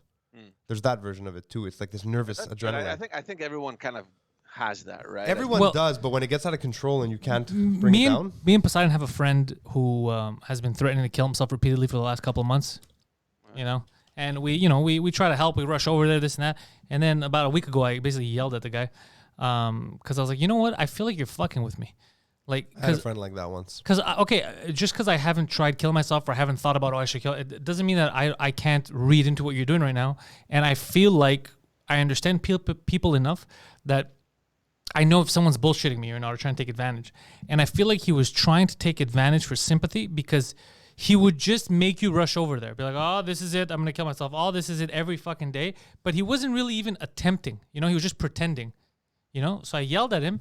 And then some stuff came out of that, some positive stuff, I guess. And he even admitted at one point, he's like, yeah, you're fucking right. I'm not going to kill myself. So why are you saying this to everyone? Why are you making everyone panic? Sorry, I was It reading the pisses chat. me off because I don't like people who and there's a friend I used to have that we're not friends anymore because of that. I got really pissed at him because he would always try to draw sympathy. You know what I don't like? I don't devil. like people saying, feel bad for me. Feel bad for me. Hey guys, what about me? yeah, does anyone what about really me? like that? People do that. Yeah, oh, yeah. like that? No, Well- I can't. But there's some idiots who No, not fall you. for it. Not you. I mean, are there people who actually like when you feel bad for them? Yeah, I oh, yeah, understand that's why they using do it. I Yeah, that's- understand using it as a tool. Okay, so there's every person seeks attention, right? But the attention they seek is always different. Some people want validation in their ideas. They want to know that they're smart. Some people want to know that they're right. Some people want to know that they're different. Some people want to know that they're funny. Some people like my validation is funny. I want to know that I'm funny. That's my big thing. Some people, the attention. You're funny. Thank you, sir. You're Some funny. people, the attention they seek is sympathy. It's something that I'm disgusted by. I don't like that. I never want to be the victim. I hate the victim mentality. But a lot of people now, since they say, oh, fuck, people jump towards victims. And some people are real victims and they deserve your sympathy. Other people just try to make themselves a victim in I a feel like story. real victims, so that, though, don't want sympathy. no, True real victims. victims don't, but they Yeah. deserve it. That's what I'm saying. do They don't deserve it, seek yeah. it. But That's these fucked up, isn't phony it? victims seek it. Poseidon, you know exactly what I'm talking about. We've been through this for fucking weeks. You grab the mic if you want. Don't worry about it. You could talk into it. We've been through this with someone else. We've been With him? Yeah. with him too at certain points, but Not to that level. I've Not heard to you the- guys have but this me- argument, though. But yeah, we had this argument, but not to the extent that he got to witness someone else do this, and then he looked at me and goes, "Now I see what you mean." Yeah. Really? But also, it was always like me. It was more also. I felt like I always had to, I don't know, prove something. He had a chip on his shoulder. You know what I mean? I see what you mean. Doritos. I think that came because I think that comes from because my parents always put me down. Yeah. As a He kid? he was never brought Yeah. up. I was never brought up, so it felt I had to talk with Pantelis. He's like, what do you have to prove, bro? You know what I mean? And he's right. I mean, we all have something to prove yeah, to we ourselves. do, but not like To you- that. but not to other people. Yeah, exactly. yeah, for yes, sure. that's what I mean. You know, and that I think that stems from that is the fact that my parents always put me down, even as a kid. You know, they didn't intend Maybe. to. Because I had but- the opposite. I had the you can literally do whatever you put your mind to. Right. Like so, Your I mom's never. cool. Yeah, so I never had I never felt because you know all the crazy shit I've done. Like you're like, how the fuck did he do this? Like a lot of the shit like I've done Through in my sheer life. force of will. Yeah, it's kind of weird. You're like, how the fuck did he get that up or whatever? But I also realized that I never had in my life, I never thought something's not possible. There's stuff I don't want to do, but for example, I never thought that I could never be prime minister. But I don't want to do it, but I never thought it's something I see what can't you mean. do, you know, if I want. I never yeah. had those limitations, and I think that helped me. But then I saw kids, who he didn't believe that he could do simple things. Like I'd be like, "Why are you panicking? I'll show you how to do this." It's not that. Oh, but it seems so. And I was always like, "Is he an idiot? Why does he act like this?"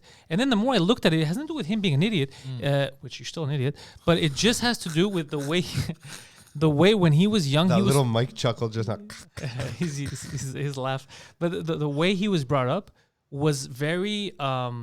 It was a cloud over his mind, and it was chains on his hands because it limited him. You told him you can't do this, so then he would never look at that direction. He'd be like, "This is impossible. There's a wall there." Yeah, but I hate when people, like I understand. Use as an excuse. Yes. He doesn't though. He's trying to break out. I'm just saying. It's even the blame game, like Yeah. like you blame your parents. Your parents did the best No, they no, fucking no. knew how to I'm do. not- Right? I'm No, not- I'm not saying you are at all. Okay, I don't okay. like when people do that. Yeah. Oh no, I'm not trying to. Like my my mother- parents weren't perfect. They did weird things sometimes. I mean, 100%. but that's But what they you knew. didn't have the same thing as him. Let's say, No, for not at example, all, because there's not at extreme all. cases. Yes, There's of kids that course. I know that got everything, and their parents still believed in them, and they're They did pieces of nothing, fucking yeah. garbage, and then they blame their parents. like I just Even though their parents didn't put any, but these That's are 'cause they were assholes. coddled. Yeah, these are assholes that it's just you can't fix them. But there's people who it is their upbringing. A lot of people that limited them. And I was watching Stefan Marbury's documentary on Netflix. You know, when he went to the NBA and then he went to China, and that's where he became a star in China. Dude, imagine fucking over 1 billion people. They love you. He was in Beijing. That's where he retired. That's when you Anyways. know you're a star. But when he came, this is something that I was like, I mentioned it last week. I think on a live show when we were talking about just how crazy it was. So at the end of the documentary, he's in a barber shop on Coney Island. Okay. He's back at his old barber shop. Spoiler He's alert, eating. or? No, it's a documentary. It's not a. But it's just for me. I mean, this scene was like, oh, that makes so much sense. So he's eating Popeye's chicken. He's talking, and there's a kid. There's a kid getting his haircut, and he's talking with the kid. He's like, that's the haircut I used to get. He's talking with the kid, and then he goes, "I heard you want to play in the NBA when you grow up." He's like, "Yeah, I have dreams." This and that. He's like, "Me too. That was my dream. You could do it." And then he's like, "I want to help people or whatever." And he goes, "You know that you could be president of this country, and you could come back and help all the people in Coney Island." And the kid just froze, and he's confused looking at him. He's like, "Didn't anybody ever tell you that you could actually do that? Like you could be president?" Right. And the kid, he says, "No one ever told me that. Like he just didn't." He's like, "I didn't know that was an option." And it's not that the kid's gonna run for president. It's just the fact that the kid thought You take away the ceiling. I only have these 3 options. Yeah. You get it? So you take away that ceiling, you're like, oh fuck, that's magical. And him, I noticed he has that. He had a glass ceiling for all kinds of stuff. A lot of people do. It's not the weirdest thing to develop. Like I know that for myself, until I was in my, I don't know, mid-20s, Yeah. I had an extreme fear of failure, like to the point where I would still just do. not. I mean, we all do. Yeah.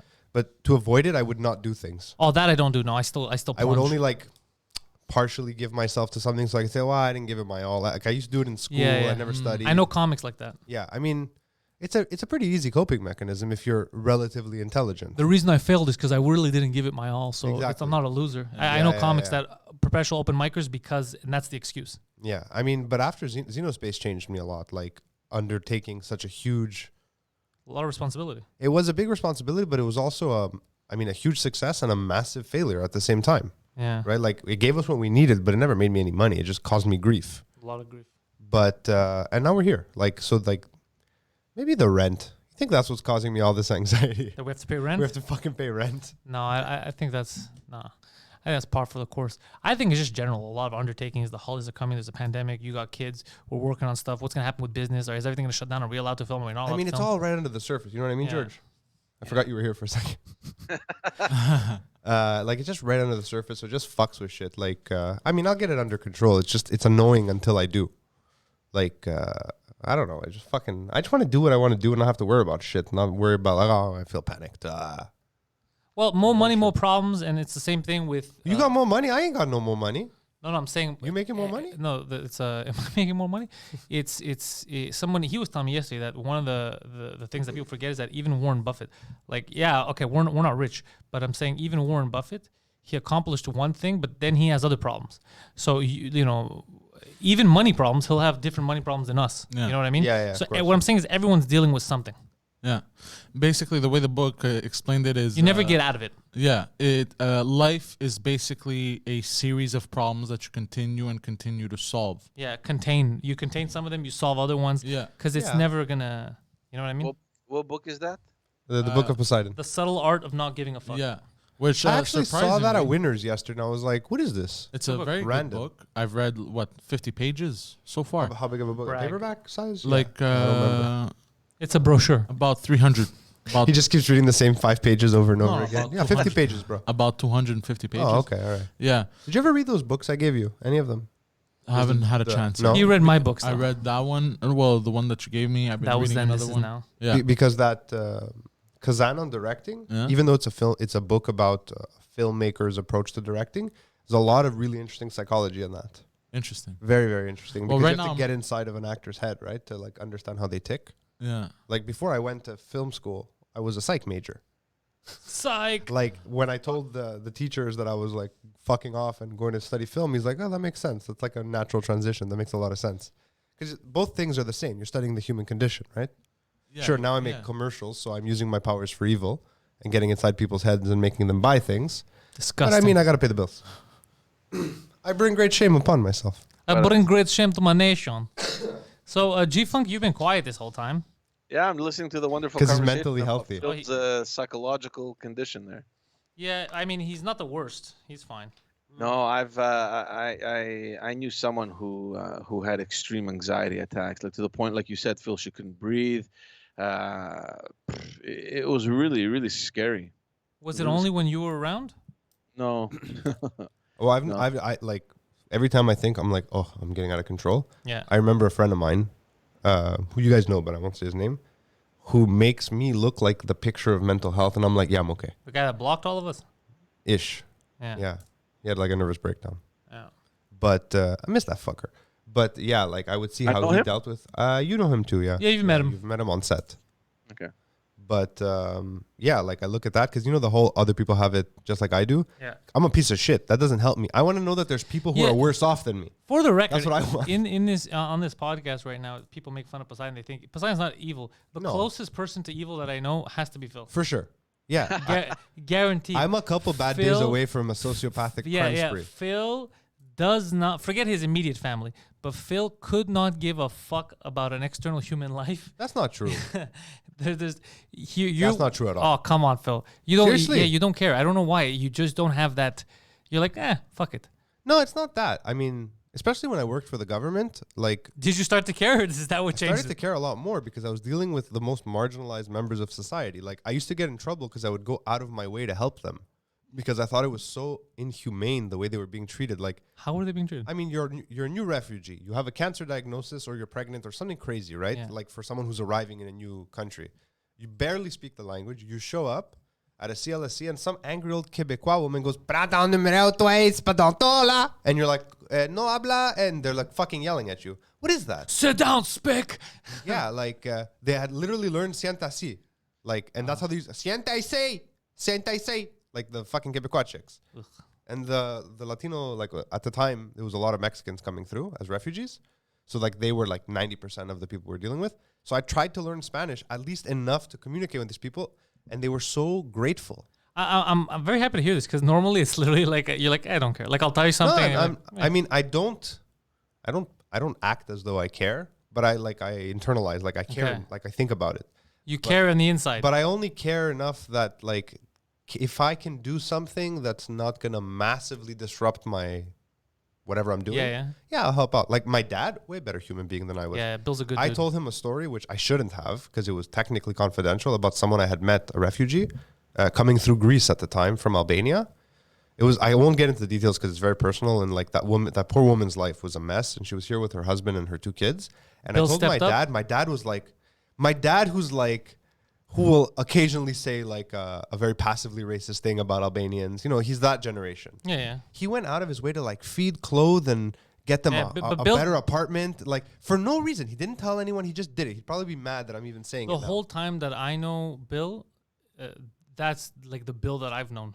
But that's Bill. Yeah. Like when I tell my father, you know, it's not like me and my dad have like, he's like, my dad never's like, oh, I'm so proud of you. I love you. I'm like, we don't do that. No. But he's a good. He's But a like good when dude. I tell him like he did a shit job raising me, he's like, what do you mean? You have a family, you're relatively successful. Well, yeah, but you're still a better human being than I am. I'm supposed to be better than you. You fucked up. But sometimes that's not even an upbringing thing. Like a lot of times they say, "Oh, it's the way you were brought up," but sometimes it's just the way a person is different than their parents or whatever. You know, it's just. Sorry, we have requests from the chat. Go on. But it's he's like that. Harry's like that too. Harry is Jesus Christ. Yeah, Harry's the Our Lord and Savior, yeah. We'll take the shirt and off his back and the pants off his fucking Fucking legs love Harry. to make sure that you're okay.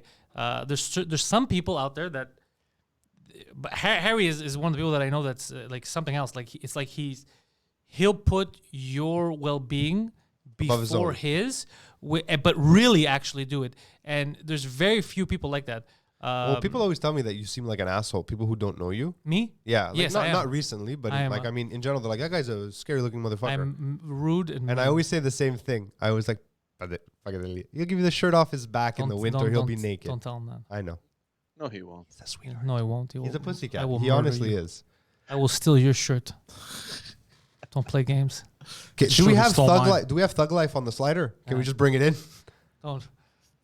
Phil, you cannot let people see behind the Break curtain. the mythos. Yeah, the character will die. Stop it. I mean, I was thinking about, now you said behind the curtain, like getting my YouTube channel functional again, like not just film my whole, but other stuff. And I was like, maybe behind the scenes of life in this studio is what we need on that channel. I before you, I didn't like behind the scenes stuff, and then you showed me B-reel of stuff that you were doing. Yeah, and then it's fun. And then it got me super interested. You know which video got me super interested? What was that movie that you had filmed for school? It was the movie you filmed for school where Presby was in it. You did one thing on top of Montreal, and then we went to some building that was. Oh God, we don't talk about that. That doesn't exist. That movie. But we went to some That was building. my first film. It was a university campus building. That's when I met Macri downstairs. It was like the where Macris used to live at the Indigenous People's Home. Yeah, the Indigenous yeah. People's Home. And we shot Pornia. So yeah, Pornia, that was it. Yeah. So the movie sucked. But fucking sucked. But the B-roll, The B-roll's amazing. I enjoyed it. I was like, oh, this is You fun. only like it because you're so heavily featured in it. I wasn't heavily. You only had me in two little You're sequences. singing cold as ice. Yeah, that's it. Yeah. But no, it was actually fun. Like I was enjoying watching. Yeah, that was a fun. I Yeah. mean, I like B-roll. B-roll is fun. Behind the scenes is always fun. People like to see how things get made. Not sausage, because no one wants to know that. Oh god. But How would you do that though? You need people to film there. Yeah, he Or had a. well, I would have to be the guy filming and not a character. I mean, I would have to play that. Here card. he would have to record, or we get some young whippersnapper that wants to test his skills. I mean, or just keep recording on those cameras and take. No, they're not good It's enough. gonna be fixed mean the footage there, but it's the security I don't- cameras. You don't like that? they don't look. I mean, we can use them sometimes. Here, the security. No, the sound isn't good. There's It no doesn't- sound. yeah, I mean, that's- there's sound, but it's like That's the difference, G-Funk, between me and you when it comes to this fucking podcasting lazy. game. God damn it. I want the quality. Fucking Yeah, using that'd be fun. security I'd cameras. watch that. I'll watch anything you guys put out. Fuck, honestly. I mean, But I like behind the scenes stuff. It's fun. Wait till you see Pantelis After Dark. Oh, we're working on that. It's a good title, actually. Yeah. After dark, it's me in the sunshine all the time. It's you in South Central. Yeah. Oh, We can't travel. Are you guys planning that? No, that I really just said gonna that like happen, or that. just- I mean, you never know. We weren't planning Fill My Hole, and it's a thing that happened. yeah. I mean, dude, I was talking with him the other day. Pantelis Live is a show that's popular. It shouldn't exist. That wasn't a real show. No, yeah. We went on one Christmas and then the week after on New Year's, 2 years ago, just to test live streaming capabilities to see what we can do if we go, just to have it as a thing. And then it just got more people the week after, and then it just became a thing and it People stayed. like interacting with you. That's Yeah, what it wasn't. It wasn't a real show. It became a real, but it was just a random ass thing. Yeah, I know. I didn't want to undertake any more work. Yeah. I hate that Fill My Hole is a podcast. You're right, though. I don't like that it's a podcast. Phil, my whole was destined to be the way I had described it. Yeah. Phil being an investigative journalist, and the only time you really, unless talking to someone, is he's doing the voiceover. Yeah. And then George said this, but really, we didn't believe him because his house reeked of corpses. So we went to the basement, and what we found was a bunch of indigenous people who were no longer walking around their teepees, if you know what I mean. No, like something like that. George is like, I need to leave. I wish I had something to do. Poseidon, cue the music. Is it that time already? It's that time. I came in so late, huh? So we want to thank you all for checking out the morning show. I know a lot of people don't wake up for the morning. Some people don't even want to hear about the news. But those of you who stuck around with us, thank you for being here. Right now, it's noon, so you know what that means. If you're a patron, you go to Patreon right now, you get the new episode of The Intellectuals. If you're not a patron, 2 Drink Minimum just dropped a new episode everywhere on YouTube, Spotify, wherever you get your goddamn podcast from. Phil over here, follow the social links in the description to get his YouTube channel, to go to his website, just like our buddy George over there, host of Just Us Dads podcast. Links are in the description. If you are a father and or a mother, you should watch his show because it talks about, raising children, drowning children, and playing with children. Various adult and child-related themes go on in that We're show. Get taken down. Fucking get the phone book. Yeah, go after George if it is. This Friday, Halloween Spook Fest comes to a finale, 9 p.m. Patreon Discord. Sign up to the Patreon to have access to movie nights. We're watching our final Halloween-themed movie this week on Friday. It's going to be a good time. Poseidon's excited. I'm excited. Sunday, we'll be back with Pantelis Live at 4 p.m. And on Saturday, for those Poseidon fans, those Undersquare lobby enthusiasts. Lobbyists, rather, yeah.